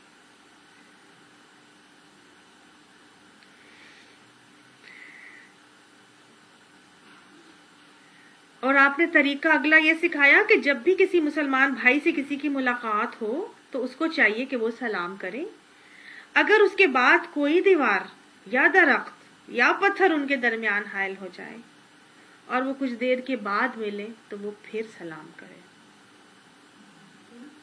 اگر کوئی ان کے درمیان کوئی درخت یا کوئی پتھر یا کوئی آڑ آ جائے اور وہ تھوڑی دیر کے بعد ملے تو پھر وہ سلام کرے. بار بار سلام. ٹی وی لاؤنج میں بیٹھے ہوئے ہیں، کمرے میں چلے گئے، آ گئی دیوار، پتھر آ گئے، پتھروں کی دیوار، پھر اندر آئیں، پھر سلام کر لیں. بار بار سلام کریں. لوگ کہیں گے یہ کیا تم نے تو مذاق ہی بنا لیا، ہر وقت سلام ہر وقت. تو کیا ہو گیا بھائی؟ سلام کرنے سے نیکیاں ہی بڑھ رہی ہیں، جنت والے اعمال ہی بڑھ رہے ہیں، تو کریں. اور پھر لوگ کہتے ہیں کہ جی بڑی ملانی بن گئی، اتنا لمبا سلام، السلام علیکم ورحمۃ اللہ وبرکاتہ. نہیں، مت ڈریں، مت پریشان ہو، دیں اس کو سلامتی کی دعائیں، زیادہ سے زیادہ کریں، زیادہ سے زیادہ بڑھیں. جتنی دفعہ آپ کا انکاؤنٹر ختم ہوتا ہے اور پھر ملتے ہیں پھر سلام کر لیں، اس میں کوئی حرج تو نہیں. بار بار کریں، نبی کا حکم ہے، یہ سوچ کے کریں. سلام کرنے کا طریقہ اللہ نے بتا دیا کہ احسن منہا، زیادہ اس سے بہتر ہونا چاہیے. تو حضرت انس کو آپ صلی اللہ علیہ وسلم نے فرمایا، ترمذی کی روایت آتی ہے کہ بیٹا جب تم اپنے گھر میں جاؤ تو سلام کرو، تمہارے لیے بھی باعث برکت ہے اور تمہارے گھر والوں کے لیے بھی. کبھی کبھی وہ بغیر سلام کرے گھر میں داخل ہو جاتے تھے تو آپ صلی اللہ علیہ وآلہ وسلم ان کا محبت سے ہاتھ پکڑ کے باہر لے جاتے اور پھر کہتے کہ اب سلام کرو. بچوں کو کیسے سکھانا ہے؟ پیار سے، کروا کے. اور بچے ایسے سیکھتے ہیں کہ ہم کریں گے تو وہ سیکھیں گے، جب ہم ان سے کریں گے تو وہ سیکھیں گے. ہم آگے سے کہتے ہیں کہ کیسا بچہ سلام ہی نہیں کرتا، ہے نا. آپ خود کریں، آپ خود ہاتھ بڑھائیں، وہ سیکھے گا. آپ خود بڑھائیں گے. بچوں کو سکھانے کے لیے خود اپنا عملی نمونہ پیش کرنا پڑتا ہے تو بچے خود بخود سیکھتے ہیں. سیکھا سکھایا کوئی بھی نہیں آتا. آپ صلی اللہ علیہ وآلہ وسلم تاکید کرتے تھے لیکن وہ پھر بھی بچے تھے نا, بھول جاتے تھے, تو آپ صلی اللہ علیہ وسلم ڈانٹتے نہیں تھے یہ کیا بغیر سلام کے گھر میں داخل ہو گئے, جاؤ واپس سلام کر کے آؤ. نہیں, خود ہاتھ پکڑ کے لے جانا باہر, چلو جی اب سلام کرو اور اندر آ جاؤ. یہ طریقہ ہے. سمجھ آ گئی؟ اس سے بچوں کی ٹریننگ بھی ہمیں سمجھ میں آ رہی ہے. ایک دفعہ ہی کافی ہے, نہیں ایک چار بچے پھر بھول جاتے ہیں, لیکن طریقہ یہ ہے کہ آپ ان سے کروا لیں, خود ہی کروا لیں. پھر آپ صلی اللہ علیہ وآلہ وسلم نے طریقہ ہمیں سلام کے آداب کے حوالے سے سکھایا کہ جب کوئی شخص محفل میں داخل ہو تب بھی سلام کرے, اور جب محفل سے نکلے تب بھی سلام کرے. داخل ہوتے ہوئے بھی اور محفل برخاست ہوتے ہوئے بھی سلام کیا جائے. آ کے بھی سلام, جاتے ہوئے بھی سلام. بعض لوگ کہتے ہیں سلام کرنے کی کیا ضرورت ہے, بس ٹھیک ہے خدا حافظ یا اللہ حافظ کہہ دیں گے وہ کافی ہے. اللہ حافظ بھی کہا جا سکتا ہے, لیکن اگر سلام کر دیں گے تو اس کا اجر مل جائے گا. ٹھیک ہے نا. اللہ حافظ کی تو نیکیوں کا حضور نے نہیں بتایا, لیکن سلام کرنے کی نیکیاں تو اللہ کے نبی نے بتا دی ہیں. تو جب آپ رخصت بھی ہوں تو السلام علیکم ورحمۃ اللہ کہہ کے نکل جائیں. سمجھ آ گئی؟ اسی لیے ہم ہمیشہ اینڈنگ میں جب ہم کہیں سے رخصت ہو رہے ہوں, جدا ہو رہے ہوں, تو کیا کہتے ہیں؟ السلام علیکم. ٹھیک ہے نا. اچھا جی, سلام کے حوالے سے یہ بھی سمجھ لیجئے کہ سلام کے الفاظ جو ہیں وہ السلام علیکم ہی ہیں, السلام علیکم نہیں ہے, السلام علیکم نہیں ہے. ٹھیک ہے. اور بھی ڈفرینٹ انداز میں جو سلام کیا جاتا ہے وہ سلام کا طریقہ السلام علیکم بھی نہیں, السلام علیکم بھی نہیں, السلام علیکم بھی نہیں ہے. ٹھیک ہے نا. ان کے مطلب بدل جاتے ہیں, السلام علیکم ہی ہے, اور آپ نے اس کو اگر نہیں ہے آپ کو عادت تو اس کو صحیح کر کے اس کو کریکٹ کریں اور اسی طرح ہی بولیں السلام علیکم. ہاں, اس تھوڑی سی پریکٹس کی ضرورت ہے, ایک ہفتے میں بالکل ٹھیک ہو جائے گا, کوئی مسئلہ نہیں ہے. ٹھیک ہے. لیکن اس عادت کو چینج کرنا ہے, کیونکہ جب آپ صلی اللہ علیہ وسلم کے پاس وہ لوگ آتے تھے تو آ کے السلام علیکم کہا کرتے تھے. وہ کیا ہے, نعوذ باللہ نبی صلی اللہ علیہ وسلم کو کہتے تھے تمہیں موت آئے. السلام علیکم کا مطلب تمہیں موت آئے. تو یہ بہت بڑی بات ہے. جب آپ کو آ کے یہودی اس طرح یعنی یہ لوگ مشرک آ کے اس طرح سے کہتے تھے, اہل کتاب یا مشرک, تو السلام علیکم کہتے, تو آپ صلی اللہ علیہ وآلہ وسلم نے ان کو کہا وعلیکم. تو حضرت عائشہ کو بڑا غصہ آیا. حضرت عائشہ نے کہا کہ یا رسول اللہ صلی اللہ علیہ وسلم, انہوں نے تو آپ کو بد دعا دی ہے اور آپ ان کو جواب دے رہے ہیں, انہوں نے تو بد دعا دی آپ کو. آپ صلی اللہ علیہ وسلم نے فرمایا, عائشہ تم نے سنا نہیں میں نے کیا کہا؟ وعلیکم. ان کو وعلیکم السلام نہیں کہنا. تو اہل کتاب یا یہود یا جو بھی آپ سے مشرک آپ سے کسی بھی انداز میں سلام کرے گا, آپ نے اس کو وعلیکم السلام نہیں کہنا بلکہ صرف وعلیکم کہنا ہے. پورا بھی کرے, اگر وہ صحیح بھی کرے, آپ نے یہ طریقہ نبی نے سکھایا ہے,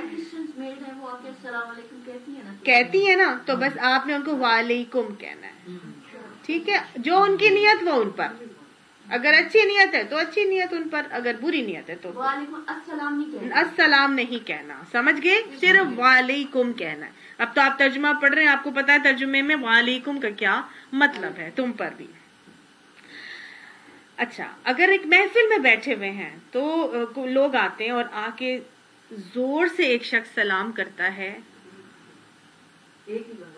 تو ایک ہی بندہ جواب دے گا اور ساری محفل کی طرف سے وہ سلام کا جواب پورا ہو جائے گا. ہر کوئی آ کے اس کو جواب دینا ضروری نہیں ہے. ٹھیک ہے. اگر کوئی دین کی محفل میں بیٹھے ہیں, کوئی قرآن کی کلاس ہو رہی ہے, کوئی حدیث کی کلاس ہو رہی ہے, کوئی دینی محفل میں بیٹھے ہیں, تو اس میں آ کے سلام کرنا پسندیدہ نہیں ہے. خاموشی سے آ کے چپ کر کے بیٹھ جائیں. ٹھیک ہے. اس سے کیونکہ کلاس ڈسٹرب ہوتی ہے, محفل میں ڈسٹربنس ہوتی ہے. تو تعلیم اور تدریس کے سلسلے والی جو محفلیں ہوتی ہیں اس کے اندر بغیر سلام کے آ کر بیٹھنا جو ہے وہ پسندیدہ ہے. ہاں, جاتے ہوئے ضرور آپ ملیں اور سلام کر کے جا سکیں, لیکن اب سلام کے حوالے سے جب سلام کیا جاتا ہے تو کچھ لوگ ہیں سلام کرنے کے بعد آ کے ہاتھ بھی ملاتے ہیں, مصافحہ بھی کرتے ہیں. تو مصافحہ کرنا بھی پسندیدہ ہے سلام کے حوالے سے. ٹھیک ہے. ہاتھ جوڑنا یا ملانا, آپ صلی اللہ علیہ وآلہ وسلم جب مصافحہ کرتے تھے تو ہتھیلی میں ہتھیلی پکڑ لیتے تھے. بعض لوگ صرف اتنا سلام کرتے ہیں, آپ صلی اللہ علیہ وسلم کیسے کرتے تھے؟ ہتھیلی سے ہتھیلی کو پکڑ لیتے تھے، اس وقت تک پکڑے رہتے تھے جب تک کہ دوسرا اپنا ہاتھ نہیں چھڑاتا تھا. یہ سنت ہے. اور جتنی دیر پکڑے رہتے ہیں، حدیث کے حوالے سے ہمیں پتہ چلتا ہے، اتنی دیر ان دونوں کے گناہ جھڑتے رہتے ہیں. تو دعا سکھائی گئی ہے، یغفر اللہ لنا ولکم، اللہ مجھے اور تمہیں بخش دے. تو مومن بھائیوں کے جب تک ہاتھ میں ہاتھ ہوتا ہے، ان دونوں کے گناہ حدیث کے حوالے سے پتہ چلتا ہے کہ بخشے جا رہے ہوتے ہیں. جب دو مومن ملاقات کرتے ہیں اور ان کا ہاتھ ایک دوسرے کے ہاتھ میں ہوتا ہے، تب تک ان کے گناہ جھڑتے رہتے ہیں. اب ایک ہو گیا مسافہ اور دوسرا ہوتا ہے معانقہ. معانقہ کہتے ہیں گلے سے گلے ملنا. آپ صلی اللہ علیہ وآلہ وسلم معانقہ بھی فرماتے تھے، اور آتا ہے کہ آپ صلی اللہ علیہ وسلم معانقہ اپنے صرف اور صرف بلڈ ریلیشن شپس والے لوگوں کے ساتھ معانقہ فرماتے تھے. ٹھیک ہے، ہاں جی. جب حضرت جعفر بن ابی طالب حبشہ سے واپس آئے تو آپ صلی اللہ علیہ وسلم نے انہیں گلے لگایا اور ان کی پیشانی پر بوسہ دیا. حضرت جعفر کون تھے؟ حضرت علی کے بھائی تھے نا، حضور صلی اللہ علیہ وسلم کے بھتیجے تھے. اچھا جی، سلام ہم اشارے سے بھی کر سکتے ہیں اور کسی کے ہاتھ بھی بھجوایا جا سکتا ہے. اگر ہم کسی کے ہاتھ سلام بھجوائیں تو یعنی کہ کوئی اگر مجھے سلام بھجواتا ہے، سپوز کسی کے ہاتھ مجھے سلام آیا، تو اب مجھے کیا کرنا ہے؟ تو مجھے آگے سے کہنا ہے کہ وعلیکم السلام، یعنی کہ جس نے مجھے بھجوایا ہے اس کو بھی سلامتی ہو، اس کا جواب دینا ہے پراپر. یا یہ بھی کہا جا سکتا ہے کہ آپ بھی جب اسے ملیں تو میرا سلام دے دیجیے گا. ٹھیک ہے نا، یہ دونوں طریقے کیے جا سکتے ہیں. اگر سلام دور کوئی بیٹھا ہے اور ہم اس کو سلام کرنا چاہتے ہیں تو وہ سلام ہاتھ کے اشارے سے بھی کیا جا سکتا ہے. صحیح، ہاتھ کے اشارے سے جیسے لوگ آداب کرتے ہیں وہ بھی سلام ہی ہے. یا ایسے کر کے لوگ دور ہو جا رہی ہے گاڑی تو جی سلام کر دیا ہاتھ کے اشارے سے، وہ بھی کیا جا سکتا ہے. سلام بیسیکلی جو کسی کے ہاتھ پہنچایا جاتا ہے نا، اس کو کیوں جواب دے کے بتانا ہے، کیونکہ یہ ایک امانت ہوتی ہے جو کوئی آپ تک پہنچاتا ہے. ٹھیک ہے، اکثر ہم بھول ہی جاتے ہیں، تو امانت میں خیانت کا مرتکب ہو جاتے ہیں. کوئی اگر آپ کے ذریعے سے سلام پہنچاتا ہے تو یہ ایک امانت ہے، اور یہ آپ کے اوپر لازم ہے کہ آپ اس امانت کو کنسرن پرسن تک ضرور پہنچائیں. اگر آپ بھول گئے ہیں سپوز، تو آپ پھر پہلے والے شخص کو بتا دیں کہ I'm sorry، میں تمہارا سلام اس کو دینا بھول گئی. سمجھ میں آ گئی؟ لیکن جب سلام کرنا ہے تو اس کی روح کو برقرار رکھنا ہے اور دوسروں کو اپنے شر سے محفوظ رکھنا ہے. سلام کے لیے پورا کا پورا آپ صلی اللہ علیہ وآلہ وسلم نے ایک چارٹر، ایک طریقہ، اس کے آداب کا سلیقہ ہم کو سکھایا ہے. ایک تو گھر میں داخل ہونے والے سلام کریں گے، بڑی محفل میں آنے والا سلام کرے گا، کھڑا ہوا بیٹھے ہوئے کو سلام کرے گا، چلتا ہوا بیٹھے ہوئے کو سلام کرے گا، سوار کھڑے ہوئے یا بیٹھے ہوئے کو سلام کرے گا. سمجھ آ گئی؟ اور چھوٹے بڑوں کو سلام کریں گے. اب چھوٹے بڑوں کو سلام، اگر بچے ہیں ان کو نہیں آتا، 2 سال کے، 3 سال کے، 6 سال کے بچے ہیں، تو ان کو سکھانے کے لیے پہلے بڑے ان کو سلام کریں گے تو وہ سیکھیں گے، اور پھر وہ الٹیمیٹلی اپنے بڑوں کو خود بخود سلام کریں گے. ایک اور پوچھنی ہے جی، لیڈیز جب ملتی ہیں تو ایک دوسرے کو پیار کرتی ہیں، یہ کیسا ہے؟ کوئی بات نہیں ہے اس میں، اچھا، حرج کوئی نہیں ہے، کوئی حرج نہیں. اچھا. لیکن آپ صلی اللہ علیہ وآلہ وسلم، یہ عربوں کا بھی طریقہ ہے، وہ لوگ بھی چومتے ہیں، لیکن اس میں کوئی حرج نہیں ہے. آپ صلی اللہ علیہ وآلہ وسلم کے ذریعے سے جو ثابت ہوتا ہے وہ یہی ہوتا ہے کہ آپ صلی اللہ علیہ وسلم معانقہ جو کرتے تھے وہ صرف اور صرف اپنے بلڈ ریلیشنز کو کرتے تھے. ٹھیک ہے، گلے ان سے ہی بس ملتے تھے، باقیوں کے ساتھ صرف سلام ہاتھ میں لاتے تھے. اچھا جی، آگے پڑھیں. اللہ لا الہ الا ہو، اللہ وہ ذات ہے کہ اس سے علاوہ کوئی اور الہ نہیں ہو سکتا ہے. لَيَجْمَعَنَّكُمْ إِلَى يَوْمِ الْقِيَامَةِ، البتہ وہ ضرور تم سب کو جمع کرے گا قیامت کے دن. لا ریب فیہا، جس کے آنے میں کوئی شک نہیں ہے. وَمَنْ أَصْدَقُ مِنَ اللَّهِ حَدِیثًا، اور اللہ سے سچ کی بڑھ کر سچی بات اور کس کی ہو سکتی ہے. واقعی اللہ سے بڑھ کر سچی بات کسی کی نہیں ہو سکتی، لہٰذا اللہ نے فرما دیا کہ اللہ کے علاوہ اور کوئی معبود نہیں ہے۔ ہم سب نے قیامت کے دن اللہ تعالیٰ کے حضور جمع ہونا ہی ہونا ہے اور قیامت آنی ہی آنی ہے۔ فما لکم فی المنافقین فئتین، پس کیا ہے واسطے تمہارے منافقوں کے بارے میں کہ دو گروہ، جو منافقوں کے درمیان میں جو ان کے دو گروہ ہیں ان کے بارے میں دو رائے پائی جاتی ہیں۔ واللہ ارکسہم بما کسبوا، اور اللہ سبحانہ تعالیٰ نے کیا کیا ہے، الٹ دیا ہے ان کو ساتھ جو انہوں نے کمایا۔ یعنی کہ تمہیں کیا ہو گیا ہے کہ منافقین کے بارے میں تمہاری دو رائے پائی جاتی ہیں، حالانکہ جو کچھ بھی انہوں نے کمایا ہے اللہ نے الٹا ان کو اسی پر پھیر دیا ہے۔ کیا تھا یہ؟ منافقین کے بارے میں دو رائے کہ ان کے ساتھ اچھا کریں کہ نہ کریں، ان کے ساتھ ملیں کہ نہ ملیں، ان کے ساتھ تعلقات رکھیں کہ نہ رکھیں۔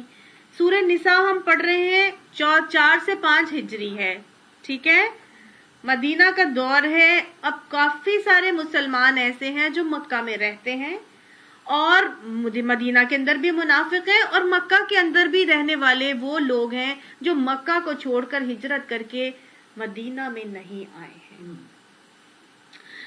تو اللہ تعالیٰ ان دونوں قسم کے منافقین کے حوالے سے مسلمانوں کو یہ کہہ رہے ہیں کہ تمہیں کیا ہو گیا ہے، مطلب تمہیں تو منافقین کے بارے میں اب ہر چیز بتائی جا رہی ہے، ٹٹ فور ٹیٹ تمہیں کرنا ہے، تمہیں یہ جب علامات ان کے اندر نظر آ جائیں گی تو تمہیں سارے طریقے اللہ تعالیٰ نے بتا دیے تھے، تمہیں کیا ہو گیا ہے، کیوں دو رائے تمہارے اندر، کیوں شش و پنج کا شکار ہو، کیوں تذبذب میں ہو، کیوں کنفیوزڈ ہو؟ بھائی تمہیں صاف صاف سب چیزیں بتا دیا ہے۔ اتریدون ان تہدوا من اضل اللہ، کیا تم چاہتے ہو کہ جسے اللہ نے ہدایت ہی نہیں بخشی، جسے اللہ نے گمراہ کر دیا ہے، تم اسے ہدایت بخش دو؟ ومن یضلل اللہ، اور جس کو اللہ گمراہ کر دے، فلن تجد لہ سبیلا، تم اس کے لیے کوئی راستہ نہیں پا سکتے، کوئی تم اس کے لیے راستہ نہیں پا سکتے جس کو اللہ نے گمراہ کرنے کے لیے ٹھان لیا ہو۔ لہٰذا تم نہ ان کو نیکی کی طرف لا سکتے ہو، نہ تم انہیں ہدایت دے سکتے ہو۔ جن کو اللہ ہی نے گمراہ کرنے کا ٹھان لیا، تم اس کے لیے کیا راستہ نکال سکتے ہو؟ تو بیسیکلی بات وہی ہوئی کہ ان کے ساتھ کیا رویہ رکھا جائے۔ اس کا سب سے بڑا جو مسئلہ ہوتا تھا نا، وہ اس وقت ہوتا تھا جب ان کا آپس میں آمنا سامنا ہوتا تھا، کسی جنگ میں، کسی غزوے میں، ٹھیک ہے، کسی غزوے میں جب ان کا آپس میں آمنا سامنا ہوتا تھا تو سب سے زیادہ ان کو پرابلم ہوتی تھی کہ اب ان کو ماریں کہ نہ ماریں، اب ان سے لڑیں کہ نہ لڑیں۔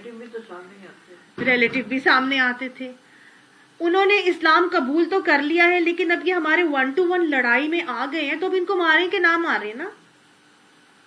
تو اللہ تعالیٰ نے اس چیز کو بھی طریقہ ان کو سکھایا اور اس چیز کی کنفیوژن کو بھی دور کیا کہ دیکھو انہوں نے تو کفر میں رہنے کو، دارالکفر میں رہنے کو ترجیح دی ہے نا، انہوں نے دارالاسلام کے ہونے کے باوجود دارالکفر میں رہنے کو ترجیح دی ہے۔ اس چیز کو اللہ تعالیٰ نے پسند نہیں کیا۔ جب بھی ایک دارالاسلام سے کھلی آفر ہو کہ آپ ہمارے پاس آئیں اور یہاں آ کے پریکٹس کریں اسلام کو، اور اس آفر کو نہ مان کر دارالکفر میں رہنے کو کوئی ترجیح دے، تو ایسے لوگوں کو اللہ تعالیٰ نے منافق کہا ہے، ٹھیک ہے؟ کیونکہ آپ دیکھیں کہ دارالکفر میں رہنے سے انسان کے ایمان کا بہت خطرہ، ڈگمگانے کا خطرہ ہوتا ہے۔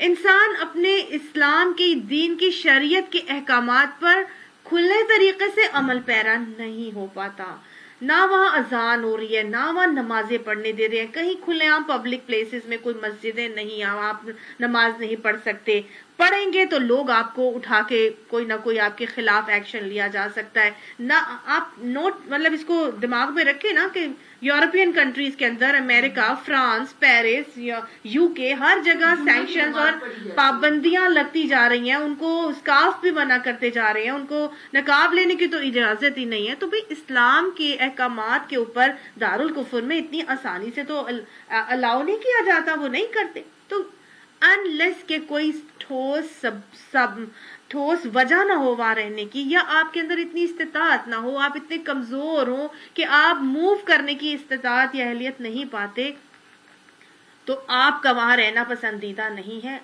دارالاسلام میں آ جانا پسندیدہ ہے۔ صرف 2 چیزوں کے لیے وہاں رہنے کی اجازت ہمارا شریعت ہمیں دیتی ہے، ایک تو دین کو پھیلانے کے لیے تبلیغ کی نیت سے، اور دوسرا علم حاصل کرنے کی نیت سے۔ اس کے علاوہ دارالکفر میں رہنے کو ترجیح دینا اللہ کے نزدیک پسندیدہ نہیں ہے۔ یہاں پر اللہ نے انہی لوگوں کی تذکرہ کیا جو مکہ میں اسلام قبول کرنے کے باوجود نہیں آئے تھے۔ اب ظاہر ہے وہ ان کے پاس رہ رہے تو ان کو وہ کیا کرتے تھے، لے کے آتے تھے جنگوں میں اپنے ساتھ شامل کر کے، اور لاتے اور آگے فرنٹ صفوں میں کھڑا کرتے تھے تاکہ یہ مسلمانوں سے لڑیں اور یہ مریں۔ اب الٹیمیٹلی مشرکوں کو خوش کرنے کے لیے ان کو ان کی یہ باتیں ماننی پڑتی تھی، اور مسلمانوں کے ساتھ 1 to 1 ہونا پڑتا تھا، کیونکہ they were bound to do this، ٹھیک ہے نا، مجبور تھے، ان کو یہ کرنا ہی تھا۔ اگر نہ رہتے، مشرکوں کو خوش نہ کرتے، تو ان کو وہاں رہنے نہ دیا جاتا۔ اسی طرح سے اسی لیے اللہ تعالیٰ نے پھر حکم دیا وَدُّوا لَوْ تَكْفُرُونَ، وہ تو چاہتے ہی یہ ہیں کہ جس طرح وہ خود کافر ہیں، فَتَكُونُونَ سَوَاءً، بس تم بھی انہی کے برابر اسی طرح کے ہو جاؤ۔ اب یہ منافقوں کا رویہ بتایا جا رہا ہے کہ منافق یہ چاہتے ہیں کہ جس طرح وہ کفر کر رہے ہیں اسی طرح تم بھی ویسے ہی کفر کرنے میں ان کے برابر ہو جاؤ۔ فَلَا تَتَّخِذُوا مِنْهُمْ أَوْلِيَاءَ، بس تم ان کو اپنا ولی مت بناؤ، حَتَّى يُهَاجِرُوا فِي سَبِيلِ اللَّهِ، جب تک کہ وہ اللہ کی راہ میں ہجرت کر کے نہ آ جائیں۔ بہت سخت اور کڑا حکم ہے اللہ کی طرف سے کہ ایسے منافق جو استطاعت کے باوجود دارالکفر میں ہی رہ رہے ہیں، ہجرت کر کے یہاں نہیں آ رہے، تم ان کے ساتھ ولایت کا معاملہ نہیں کر سکتے جب تک کہ وہ ہجرت کر کے یہاں پر نہ آ جائیں۔ فَإِن تَوَلَّوْا، پس اگر وہ آ جائیں ہجرت کر کے، واپس پلٹ آئیں، پھر جائیں، فَخُذُوهُمْ، پس تم ان کو پکڑ لو، وَاقْتُلُوهُمْ حَيْثُ وَجَدتُّمُوهُمْ، اور ان کو قتل کر دو، اور حَيْثُ وَجَدتُّمُوهُمْ، جہاں تم ان کو پاؤ، وَلَا تَتَّخِذُوا مِنْهُمْ وَلِيًّا وَلَا نَصِيرًا، اور ان میں سے کسی کو اپنا دوست اور مددگار نہ بناؤ۔ یہ حکم کس وقت تک تھا؟ یہ اس وقت تک حکم ہے جب تک کہ دارالاسلام سے کھلی آفر ہے اور لوگ پھر بھی دارالاسلام میں نہیں آ رہے۔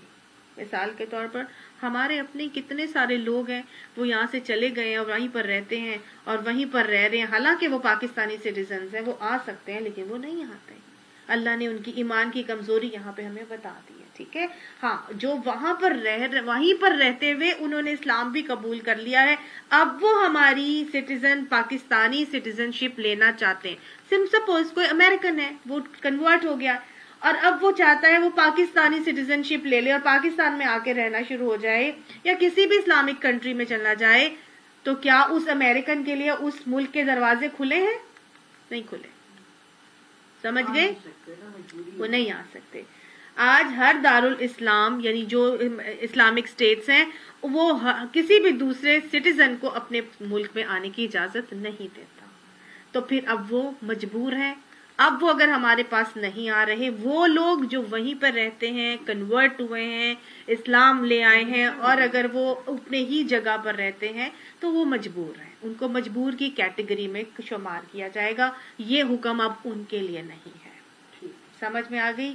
ہاں، کوئی ایسا ملک آج کے دور میں بھی جو کھلے بازوؤں سے ان کو ویلکم کرتا ہے کہ آپ اگر وہاں پر اسلامک پریکٹس نہیں کر سکتے ہیں تو آپ ہمارے ملک میں آ جائیں اور ہمارے ملک میں رہیں اور اسلامک پریکٹسز کریں، تو پھر نہ آئیں تو پھر ان پہ منافقت لیبل ہے۔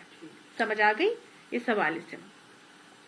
إِلَّا الَّذِينَ يَصِلُونَ إِلَىٰ قَوْمٍ بَيْنَكُمْ، مطلب وہ منافق اس حکم سے مستثنیٰ ہیں جو کسی ایسی قوم سے جا ملیں، بَيْنَكُمْ وَبَيْنَهُمْ مِيثَاقٌ، کہ جن کے آپس میں تمہارے ساتھ معاہدے ہیں، أَوْ جَاءُوكُمْ حَسِرَتْ، اور اس صدورہم، یا وہ ایسے بھی منافق اس سے مستثنیٰ ہیں جو تمہارے پاس آتے ہیں، حسرت صدورہم، اور لڑائی سے دل برداشتہ ہیں، ان یقاتلوکم، یہ کہ وہ تم سے لڑیں، او یقاتلو قومہم، یا وہ لڑیں تمہاری قوم سے، یعنی کہ وہ منافق بھی اس حکم سے علیحدہ ہیں، اس مستثنیٰ ہیں جو تمہارے پاس آتے ہیں لڑائی سے نہیں کرنا چاہتے، لڑائی سے دل برداشتہ ہیں، نہ تم سے لڑنا چاہتے ہیں، نہ ہی اپنی قوم سے لڑنا چاہتے ہیں. تو اللہ سبحانہ تعالیٰ فرماتا ہے وَلَوْ شَاءَ اللَّهُ لَسَلَّطَهُمْ عَلَيْكُمْ، اگر اللہ چاہتا تو ان کو تم پر مسلط کر دیتا. فَلَقَاتَلُوكُمْ، اور وہ بھی تم سے لڑتے. فَإِنِ اعْتَزَلُوكُمْ، پس اگر وہ تم سے کنارہ کش ہوتے ہیں. فَلَمْ يُقَاتِلُوكُمْ، پس وہ تم سے لڑنے سے باز رہیں. وَأَلْقَوْا إِلَيْكُمُ السَّلَامَ، تو تم ان کی طرف صلح و آشتی کی طرف ہاتھ اگر وہ بڑھاتے ہیں تو تم ان کے ساتھ صلح کر لو ان کے ساتھ. فَمَا جَعَلَ اللَّهُ لَكُمْ، اللہ نے نہیں بنایا تمہارے لیے علیہم سبیلا، دست درازی کے لیے کوئی بھی راستہ کہ تم ان کے ساتھ اب لڑو. یعنی کہ اگر تم سے کوئی لڑنا نہیں چاہتا، خود صحیح رہتے ہیں، تمہارے ساتھ بھی صحیح رہتے ہیں، تو اللہ سبحانہ تعالیٰ نے کوئی موقع اب تمہارے لیے نہیں رکھا کہ تم ان کو خواہ مارو. اگر وہ نہیں آ رہے، تم سے لڑتے بھی نہیں ہیں، تو تم اب ان کو نہیں مار سکتے. سمجھ گئے نا آپ؟ مطلب مجبور ہے نا وہ، اب وہ مجبور ہے تو وہ ہم ان سے کیوں لڑیں. ستجدون آخرین، ان قریب تم پاؤ گے دوسروں کو، یعنی ایک اور قسم کے منافق بھی ہیں جو کیسے ہیں، یریدون، وہ یہ چاہتے ہیں، ان یأمنوکم ویأمنوا قومہم، وہ چاہتے ہیں کہ تمہارے ساتھ بھی امن میں رہیں اور اپنی قوم سے بھی امن میں رہیں. کلما ردوا الی الفتنۃ، جب بھی وہ فتنے کا موقع پائیں گے، ارکسوا فیہا، تو وہ اس میں جا کودیں گے. کچھ ایسے لوگ بھی ہیں منافق جو فتنے کا موقع پائیں گے تو کیا کریں گے؟ فوراً فتنے میں کود پڑیں گے. فَإِن لَمْ يَعْتَزِلُوكُمْ، پس اگر وہ تمہارے مقابلے میں باز نہ رہیں، وَيُلْقُوا إِلَيْكُمُ السَّلَامَ، اور وہ صلح و سلامتی تمہارے آگے پیش نہ کریں، وَيَكُفُّوا أَيْدِيَهُمْ، اور اپنے ہاتھ نہ روکیں، فَخُذُوهُمْ، پس ان کو پکڑو، وَاقْتُلُوهُمْ، اور ان کو قتل کرو، حَيْثُ ثَقِفْتُمُوهُمْ، جہاں بھی تم ان کو پاؤ. وَأُولَئِكُمْ جَعَلْنَا لَكُمْ عَلَيْهِ سلطانا مبینہ، اور اللہ تعالیٰ نے ان پر ہاتھ اٹھانے کے لیے کھلی حجت ہمیں دے دی ہے. یہ وہی بات ہے کہ خود بھی امن میں ہے، تمہارے ساتھ بھی امن میں ہے، لیکن جب موقع ملتا ہے تو فوراً لڑائی میں کود پڑتے ہیں. تو پھر اللہ نے کہا ایسے لوگوں کے ساتھ تم لڑو، جہاں مرضی تم ان کو پاؤ ان کو قتل کرو، کیونکہ وہ منافقین مشرکین یا اہل کتاب کی طرف سے لڑنے کے لیے آ رہے ہیں. اسلام کبھی بھی مسلمان کو مسلمان پر ہاتھ اٹھانے کی اجازت نہیں دیتا. اگر کوئی مسلمان کسی مسلمان پر ہاتھ اٹھا رہا ہے تو اسی لیے اس کو منافق لیبل کیا جا رہا ہے. سمجھ گئے؟ اس پوری کی پوری بات کا مطلب یہ ہے کہ اللہ نے مسلمان کا ہاتھ مسلمان پر اٹھنے سے روک دیا ہے. جو شخص ہاتھ اٹھا رہا ہے دوسرے مسلمان کے اوپر، پھر وہ مسلمان نہیں ہے، اس کو نفاق کا روگ لگا ہوا ہے، وہ منافق ہے. ایسے منافق جو 1 to 1 ہو کے مسلمانوں سے لڑتے ہیں، ان کے لیے حکم ہے کہ ان کو جہاں ملے ان کو مارو اور قتل کر دو، کیونکہ وہ آستین کے سانپ ہیں، وہ تمہیں نقصان دے رہے ہیں. یہ تو دوسرے قوموں والوں کے لیے حکم دیا جا رہا ہے. کہاں لکھا ہے آج کے ہمارے اپنے اٹھ کر اور اپنے اپنوں کو بم بلاسٹنگ کریں، اپنے اپنوں کے اوپر ڈرون کے حملے کریں، اپنے اپنوں کے گلے جا جا کے کاٹیں؟ کبھی اسلام اس طرح کا درس دے سکتا ہے؟ سمجھ آئی؟ مسلمان کو ہرگز بھی نہیں مارے گا. ان آیات سے ہمیں صاف پتہ چل رہا ہے لوگ کنفیوژن کا شکار ہیں. لوگ کہتے ہیں پتہ نہیں صحیح کون ہے کہ غلط کون ہے، یہ طالبان صحیح ہے کہ فلانے صحیح ہیں، یہ وہ صحیح ہے کہ وہ غلط ہے. صاف کرائٹیریا اللہ نے بتا دیا. کوئی مسلمان کسی مسلمان کو نہیں مار سکتا. جو مسلمان کسی دوسرے مسلمان کو مار رہا ہے، یہ آیات ہمیں صاف بتا رہی ہیں کہ ایسے لوگ کیا ہیں؟ منافق ہیں. ان لوگوں کو قتل کر دینے کا حکم ہے. یہ آیات ہمیں بتا رہی ہے. صحیح غلط کا فیصلہ ہمیں خود کرنا ہے یہاں دیکھ کے کہ اگر ہے نا، یہاں پہ ہمیں سب سمجھ میں آ رہا ہے. وَمَا كَانَ لِمُؤْمِنٍ، اور نہیں ہے کسی مومن کے لیے، أَن يُقْتَلُوا مُؤْمِنًا إِلَّا خَطَأً، کہ وہ کسی مومن کو قتل کر دے مگر خطا سے.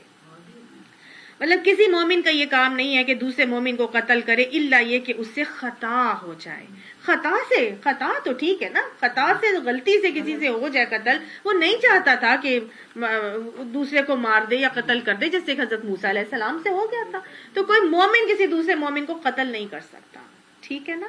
ہاں لیکن خطا سے اگر قتل ہو جائے، جب خطا سے قتل ہوتا ہے تو کیسے قتل ہوتا ہے؟ تو یہ معاف ابھی پڑھ رہے ہیں نا. خطا سے اگر قتل ہوتا ہے تو کیسے کیسے قتل ہوتا ہے. ایک تو یہ کہ وہ لڑائی ہو رہی تھی, اس نے مارا, کسی ایسی جگہ پر لگ گیا کہ وہ اس کی وجہ سے مر گیا, یا لڑائی ہو رہی تھی کہ وہ گرایا اس نے تو وہ اس کا سر کہیں اور لگا, یا کچھ ایسی جگہ پہ گرا کہ اس کے گرنے کی وجہ سے وہ مر گیا. وہ خود نہیں چاہ رہا تھا, وہ آپس میں ہاتھا پائی ہو رہی تھی, لیکن وہ سڈنلی وہ گرا اور وہ مر گیا. یہ بھی قتل خطا. ایک ڈاکٹر ہے, وہ مریض کو کوئی دوائی دے دیتا ہے, وہ دوائی کا اتنا سیویئر ریئیکشن ہو جاتا ہے کہ اس کی وجہ سے وہ مر جاتا ہے. یہ کیا ہو گیا؟ یہ بھی قتل خطا ہو گیا. ایک انجینئر ہے, اس نے پل بنایا ہے, اس نے عمارت بنائی ہے, اس میں ناقص مٹیریل ڈال دیا ہے تو وہ ڈھہ جاتی ہے, گر جاتا ہے پل, اس کی وجہ سے کئی لوگ مر جاتے ہیں, ملبے تلے دب جاتے ہیں. یہ کیا ہو گیا؟ قتل خطا ہو گیا. یہ خطا ہے. یہ خطا ہے. جان بوجھ کر اس نے کیا, مٹیریل اس نے وہ اس کی ایمان کی کمزوری تھی نا, وہ اس کی لالچ تھی, وہ اس کی وجہ سے وہ مارنا نہیں چاہ رہا تھا کسی کو. سمجھ آ گئی نا؟ یہاں پہ تھوڑا سا پوائنٹ وجہ بن گیا نا. ہاں, نیت خراب ہے, آپ نے ہونا تو الٹیمیٹلی یہی تھا. دیکھیں نا, الٹیمیٹلی والی بات ہے نا, اس نے سوچا نہیں تھا کہ وہ مریں گے.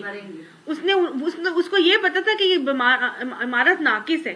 اب اس میں عمارت میں رہتے ہیں ہم لوگ, ٹھیک ہے, اب ہم لوگ رہتے ہیں, اب ہم لوگ یہاں سے شفٹ ہو گئے اور کوئی دوسرے آ گئے. وہ عمارت اس وقت تک نہیں گری جب تک کہ ہم رہ رہے تھے.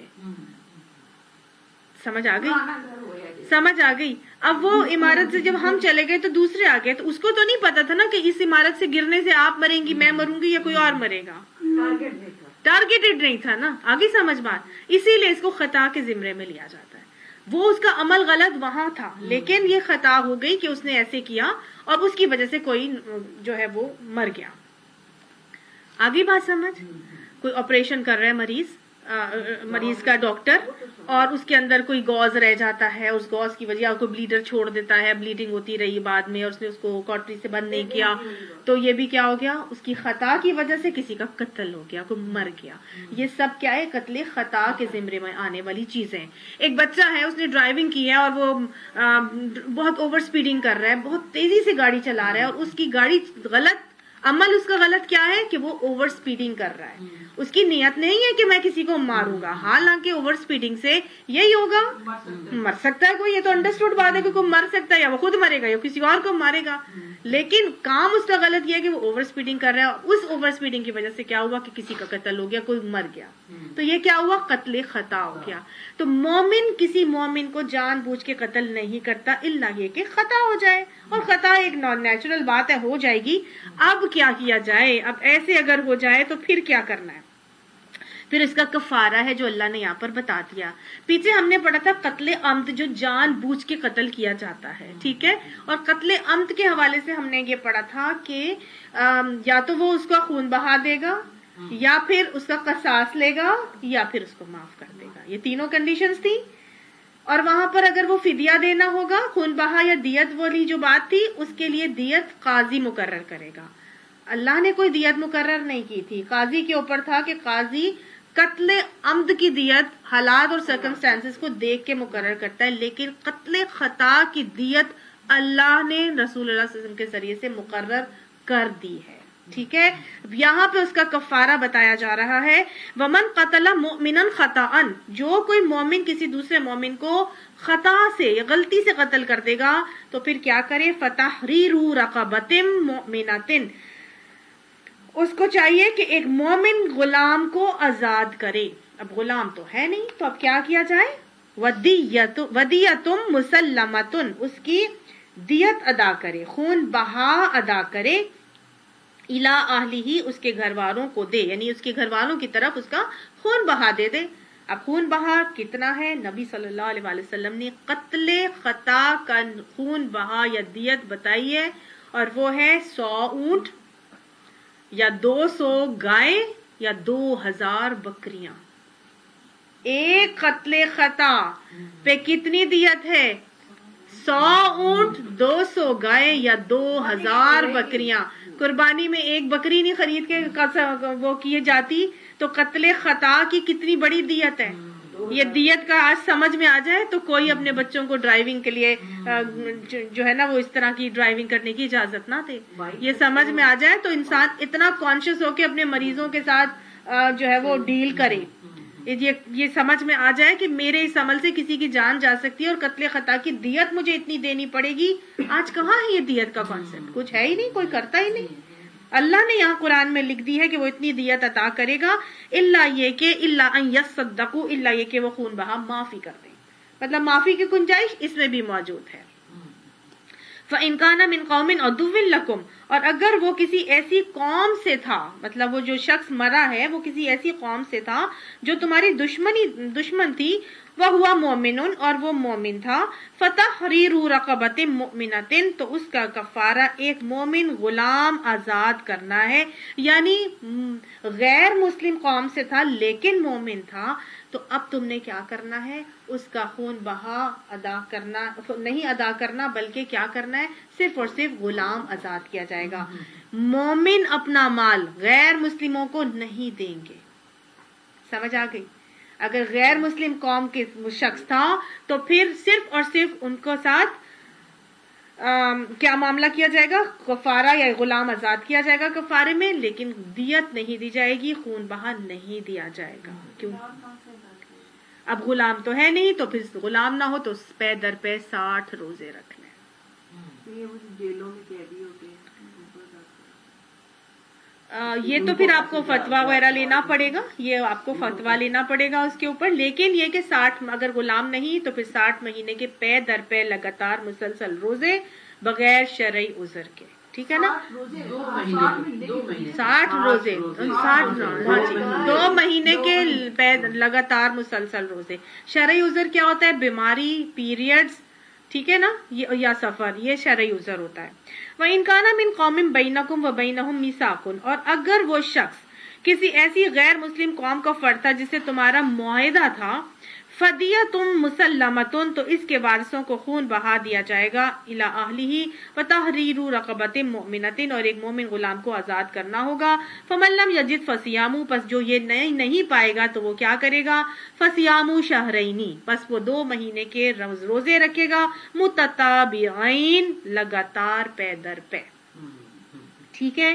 توبۃ من اللہ، یہ اللہ کی طرف سے توبہ طریقہ بتا دیا گیا ہے توبہ کرنے کا، یعنی کہ اللہ سے توبہ کرنے کا یہ طریقہ ہے. پھر وکان اللہ علیما حکیما، اور اللہ علم رکھنے والا ہے اور حکمت والا ہے. وَمَن يَقْتُلْ مُؤْمِنًا مُتَعَمِّدًا، اور جو کوئی کسی مومن کو جان بوجھ کر قتل کرے گا، فَجَزَاؤُهُ جَهَنَّمُ، پس اس کا بدلہ جہنم ہے، خالداً فِيهَا، وہ اس میں ہمیشہ رہے گا. وَغَضِبَ اللَّهُ عَلَيْهِ وَلَعَنَهُ، اور اللہ کا غضب ہے اس کے اوپر اور اس کی لعنت ہے. وَأَعَدَّ لَهُ عَذَابًا عَظِيمًا، اور اللہ نے اس کے لیے دردناک عذاب تیار کر رکھا ہے. یا ایھا الذین آمنوا، اے لوگو جو ایمان لائے ہو، اذا ضربتم فی سبیل اللہ، جب تم اللہ کی راہ میں نکلو، باہر گھومو پھرو گے، جہاد کے لیے نکلو گے، تو پھر کیا کرنا؟ فتبینوا، بس ایک دوست اور دشمن میں تمیز کر لیا کرو، چھان بین کر لیا کرو. ولا تقولوا لمن القى الیکم السلام، اور نہ تم کہا کرو واسطے اس کے جو تمہاری طرف سلامتی بھیجے، لست مومنن، کہ تو مومن نہیں ہے. یعنی کہ جب تمہارا آپس میں جہاد کے لیے نکلو گے اور آمنا سامنا ہو، ٹاکرا ہو، اور تم کسی مومن کے 1 to 1 ہو جاؤ، تو پھر کیا کرنا؟ مومن کو تو قتل نہیں کرنا. اب یہی پرابلم ان کو فیس کرنی پڑ رہی تھی. جو لوگ وہاں سے آتے تھے مشرکین کی طرف سے، وہ مسلمان بھی ہوتے تھے اور وہ ان کو آگے کر دیتے تھے. اب ان کو پرابلم ہوتی تھی کہ مسلمان کو مار دے گا تو مومن کے ہاتھ قتل ہو جائے گا، تو کیا کیا جائے؟ ان لوگوں نے پھر کیا کیا؟ اپنا ایک پاس ورڈ رکھ لیا، اپنا ایک کوڈ ورڈ رکھ لیا. ظاہر حلیے بھی ایک جیسے، شکلیں بھی ان کی دیکھنے ایک جیسی، اور ان کے ڈریسز بھی ایک جیسے، عرب ہی تھے وہ لوگ بھی. تو سمجھ نہیں آتا تھا کہ یہ کافر ہیں کہ مسلمان ہیں. تو انہوں نے ایک کوڈ ورڈ رکھا، اور وہ کوڈ ورڈ تھا السلام علیکم. سمجھ آ گئی؟ جیسے ہی کوئی مدینہ کی طرف سے مسلمان حملہ آور ہو رہا ہے تو مکہ والا کیا کہتا تھا؟ السلام علیکم. جب بھی آمنا سامنا ہوتا ہے السلام علیکم کہہ دیتے تھے تو ان کو سمجھ میں آ گیا کہ جی یہ تو مسلمان ہے. وہ وہاں سے پینترے بدل کے دوسری طرف رخ اور دوسرے کی طرف کر لیتے تھے. سمجھ آ گئی. یہ انہوں نے طریقہ سیکھا. اب اس طریقے کا مشرکوں کو بھی پتہ چل گیا. ایسا ہی ہوا. ایک مشرک اس نے کیا کیا کہ جیسے ہی وہ کسی مسلمان صحابی کی زد میں آیا, تلوار کی زد میں, تو اس نے فوراً سلام کر دی. اس نے جب اس کو سلام کی تو صحابی نے سلام کرنے کے باوجود اس کو مار دیا. آپ صلی اللہ علیہ وآلہ وسلم کے پاس یہ بات جنگ کے بعد پہنچی اور صحابہ کرام نے ان کی شکایت لگائی کہ اس شخص نے سلام بھی کیا تھا, اس نے پھر بھی اس کو قتل کر دیا. تو آپ صلی اللہ علیہ وآلہ وسلم بہت ناراض ہوئے. آپ صلی اللہ علیہ وسلم اتنا ناراض ہوئے اور آپ صلی اللہ علیہ وسلم بار بار فرماتے جاتے, کیا تو نے اس کا دل چیر کر دیکھ لیا تھا؟ کیا تو نے اس کو پھر بھی قتل کر دیا جبکہ اس نے سلام کیا تھا؟ کیا تو نے اس کا دل چیر کے دیکھ لیا تھا؟ تو گویا مومن ہمیشہ ظاہر پر بلیو کرتا ہے. آپ کے دل میں کیا ہے یہ مجھے نہیں پتا. ٹھیک ہے نا. تو صحابی نے کہا یا رسول اللہ صلی اللہ علیہ وسلم وہ مسلمان نہیں تھا, اس نے تو جان بچانے کے لیے اس کلمہ پڑھا تھا جیسے کہ ہم بھی کہتے ہیں. تو آپ صلی اللہ علیہ وسلم نے فرمایا کیا تو نے اس کے دل چیر کر دیکھ لیا تھا؟ کیا تو نے اس کا دل چیر کر دیکھ لیا تھا؟ آج ہمیں لاکھ لوگ کہیں ایسے اور ویسے اور ویسے, نہیں وہ تو فلاں بہانے بازی کر رہی ہے, فلاں جھوٹ بول رہا ہے ایسے, اور اس کا اصل میں وہ ایسا نہیں. نہیں, مومن کیا کرے گا؟ اگلے کی ظاہریت پہ بلیو کرے گا. مومن کو یہ سکھا دیا گیا تم ظاہریت جو تمہیں کوئی کہہ رہا ہے چاہے وہ جھوٹ کہہ رہا ہے, تم نے اس کی بات پہ بلیو کرنا ہے.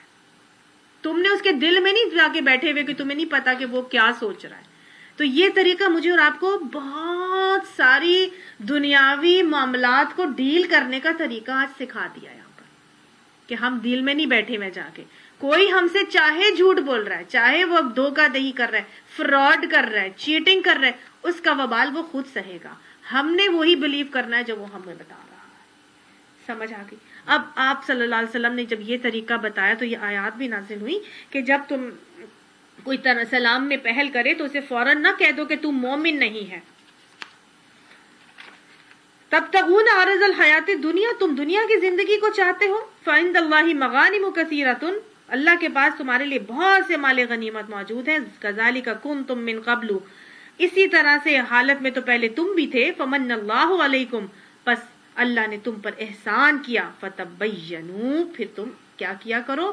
چھان بین کر لیا کرو, تم دیکھ لیا کرو, تحقیق کر لیا کرو. تم بھی تو اسی حالت میں تھے, تم بھی تو پہلے ایسے ہی ہوا کرتے تھے. یعنی گویا مجھے اور آپ کو بھی اللہ تعالیٰ سکھا رہا ہے, آج اگر وہ تم سے فراڈ کر رہا ہے, چیٹ کر رہا ہے, تم سے جھوٹ بول رہا ہے, تو کوئی بات نہیں, کل پہلے تم بھی ایسے ہی تھے, تمہیں بھی کچھ معلوم نہیں تھا. اللہ کے احسان کی وجہ سے آج تمہارے ہاتھوں میں قرآن ہے اور تمہارے پاس دین اسلام ہے. لہٰذا ایک اپنا وہ ٹائم یاد کرو کہ جب تم بھی ایسے ہی لا علمی کی حالت میں تھے. لہٰذا چھان بین کیا کرو, ٹھوک پھٹک لیا کرو, تحقیق سے کام لیا کرو, جلد بازی سے بچ جایا کرو, کیونکہ العجلۃ من الشیطان, جلد بازی شیطان کی وجہ سے ہوتی ہے. تو جلد بازی میں کوئی سٹیپ نہ لیا کرو, سمجھ کے, سوچ کے, تحمل اور حلم اور بردباری سے کوئی بھی عمل کیا کرو. اللہ نے ہمارے اندر سے وہ جلد بازی جو ہے نا وہ یہاں پر نکالنا چاہیے. ان اللہ کان بما تعملون خبیرا, بے شک تم جو عمل کرتے ہو کیا کیا کرو, اللہ تعالیٰ اس کو جاننے والا ہے. یہ ختم کر لیتے ہیں. لا يستوي القاعدون من المؤمنین غیر اولی الضرر, نہیں ہے وہ برابر جو بیٹھ رہنے والے ہیں مومنوں میں سے غیر اولی الضرر, جو کسی بھی معذوری کے بغیر بیٹھے رہتے ہیں. ٹھیک ہے, غیر اولی ضرر یعنی کسی ضرر یا معذوری کے بغیر بیٹھے رہتے ہیں. والمجاہدون فی سبیل اللہ, اور مجاہد جو اللہ کی راہ میں جہاد کرتے ہیں, باموالہم وانفسہم, اور اپنے مالوں سے اور اپنی جانوں سے. یعنی کہ اللہ تعالیٰ نے جنگ احد کے بعد یہ آیات اتاری اور یہ فرمایا کہ جو لوگ جنگ میں شامل نہیں ہوتے اور گھر میں ہی بیٹھے رہتے ہیں بغیر کسی عذر کے, تو وہ مجاہدوں کے برابر ہرگز نہیں ہو سکتے. ٹھیک ہے, جب یہ آیت نازل ہوئی تو اس میں غیر اولی ضرر کے الفاظ نہیں تھے. صحابہ کرام بیٹھے ہوئے تھے, ان میں ایک صحابی ہیں حضرت عبداللہ بن ام مکتوم. یہ بیٹھے ہوئے تھے اور یہ نابینا تھے، تو انہوں نے یہ جہاد میں اپنے نابینا پن کی وجہ سے نہیں جا سکے تھے، تو یہ پریشان ہو گئے اور کہنے لگے کہ میں تو اپنے اس عذر کی وجہ سے نہیں جا سکا کیونکہ میں نابینا ہوں. نام کیا تھا؟ عبداللہ بن ام مکتوم.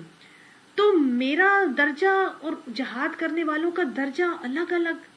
تو انہوں نے دل سے اللہ تعالیٰ سے دعا کی کہ الہی میرے عذر کو سامنے رکھتے ہوئے کوئی حکم نازل فرما، الہی میرے عذر کو سامنے رکھتے ہوئے کوئی حکم نازل فرما. اللہ سبحانہ تعالیٰ نے حضرت جبرائیل علیہ السلام کو فوراً ان الفاظ کے ساتھ نبی صلی اللہ علیہ وسلم کے پاس دوبارہ بھیجا. یہ آیت لکھی جا چکی تھی، کاتب وحی لکھ چکے تھے. حضور صلی اللہ علیہ وسلم کے پاس حضرت جبرائیل آئے اور کہا غیر اولی الضرر اس کے اندر شامل کر دیجئے، اور اللہ کے نبی نے حضرت کا زید بن ثابت کو بتایا کہ آپ یہاں پر غیر اولی الضرر اس میں ایڈ کر دیجئے. یہ ایسے صحابہ کرام تھے کہ اللہ سبحانہ تعالیٰ ان کی دلوں کی پکار سن کے اسی وقت اپنے جو ہے ان کے دلوں کی تسلی کے لیے آیات بھیج دیا کرتے تھے، اور ان کو یہ بات پتہ چل گئی کہ ہاں معذوری کے بغیر جو بیٹھے رہتے ہیں نا وہ اس میں شامل ہیں.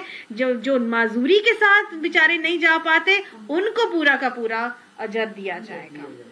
پھر ان کو تسلی ہوئی، اور یہ وہ صحابی ہیں جن کے اوپر ایک مرتبہ نہیں 2 مرتبہ آیات نازل ہوئی. ایک تو یہ، اور دوسرا جب وہ آئے تھے نبی اکرم صلی اللہ علیہ وسلم کے پاس اور آ کے کہا یا رسول اللہ صلی اللہ علیہ وسلم مجھے دین سکھائیں، مجھے دین سکھائیں. سورہ عبسہ وتولا، وہ پوری کی پوری سورت عبسہ جو ہے 16 آیات وہاں پر نازل ہو گئی ان کی شان میں، اور ہم پڑھیں گے انشاءاللہ اس کی ڈیٹیل وہاں پر. یہاں پہ میں آپ کو نہیں بتاؤں گی، لیکن اللہ کے نبی اس کے بعد سے حضرت عبداللہ بن ام مکتوم کی بہت زیادہ عزت کیا کرتے تھے، اور انہی کو آپ صلی اللہ علیہ وسلم نے حضرت مصعب بن عمیر کے ساتھ مدینہ کا جو ہے وہ جب مدینہ بھیجا تھا تو مصعب بن عمیر کے ساتھ ان کو مطلب مددگار کے طور پر بھیجا تھا. عبداللہ بن ام مکتوم تھے جو کہ سیکنڈ مؤذن تھے. جب حضرت بلال اذان دیتے تھے تو یہ بعد میں اذان دیا کرتے تھے. یعنی کہ ہاں جی کئی جگہوں پہ آپ صلی اللہ علیہ وآلہ وسلم جب مدینہ سے جاتے تو ان کو پیچھے مدینہ کا قائم مقام بھی مقرر کر کے جاتے تھے. تو ان کی اتنی زیادہ فضیلت ہوئی. بہرحال یہ آیت جو ہے یہ اس کے پس منظر میں یہ بات آتی ہے کہ اللہ نے فرما دیا تھا کہ یہ برابر نہیں ہے، ان کی حیثیت یکساں نہیں ہے. فضل اللہ المجاہدین باموالہم وانفسہم، اللہ نے مجاہدوں کو فضیلت دی ہے، ان کا درجہ بڑھا دیا ہے جو کہ اپنے مالوں سے اور جانوں سے جہاد کرتے ہیں، اس وجہ سے ان کا فضیلت اور درجہ بڑھا ہے. علی القاعدین، ان کے اوپر درجہ بڑھا ہے جن کو جو بیٹھ رہتے ہیں. وَكُلًّا وَعَدَ اللَّهُ الْحُسْنَى، اور ہر ایک کے لیے لیکن اللہ نے اچھا وعدہ کیا ہے. مطلب وعدہ اللہ کا دونوں کے لیے ساتھی ہے. وَفَضَّلَ اللَّهُ الْمُجَاهِدِينَ، اور اللہ نے مجاہدوں کو فضیلت دی ہے. عَلَى الْقَاعِدِينَ أَجْرًا عَظِيمًا، بیٹھ رہنے والوں کے اسے بہت زیادہ اجر عظیم کی فضیلت ان کے لیے ہے جو جہاد کرتے ہیں.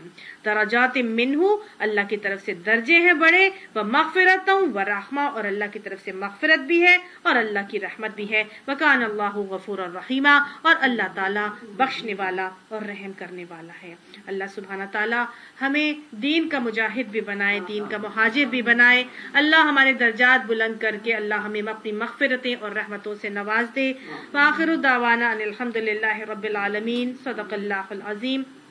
یاد رکھیے گا میں اور آپ جو یہاں پر دین سیکھنے کے لیے آتے ہیں تو ہم بھی مجاہد بھی ہیں اور مہاجر بھی ہیں. اگر ہم دین کی راہ میں نکلے ہیں نا، اپنے گھر بار کو، اپنے آرام کو، اپنی چیزوں کو چھوڑ کر ہم یہاں پر دین ہی سیکھنے کے لیے آ رہے ہیں نا، تو جو بھی دین کے لیے نکلا ہے وہ فی سبیل اللہ ہے. اور اللہ ہمیں دین کا مجاہد اور مہاجر بنا کے ہماری درجات کی بلندیاں عطا فرمائے. ربنا لا تزغ قلوبنا بعد إذ هديتنا وهب لنا من لدنك رحمة إنك أنت الوهاب. اللهم إنا نسألك من خير ما سألك منه نبيك محمد صلى الله تعالى عليه وآله وسلم، ونعوذ بك من شر ما استعاذ منه نبيك محمد صلى الله تعالى عليه وآله وسلم، وأنت المستعان وعليك البلاغ ولا حول ولا قوة إلا بالله العلي العظيم. آمين ثم آمين.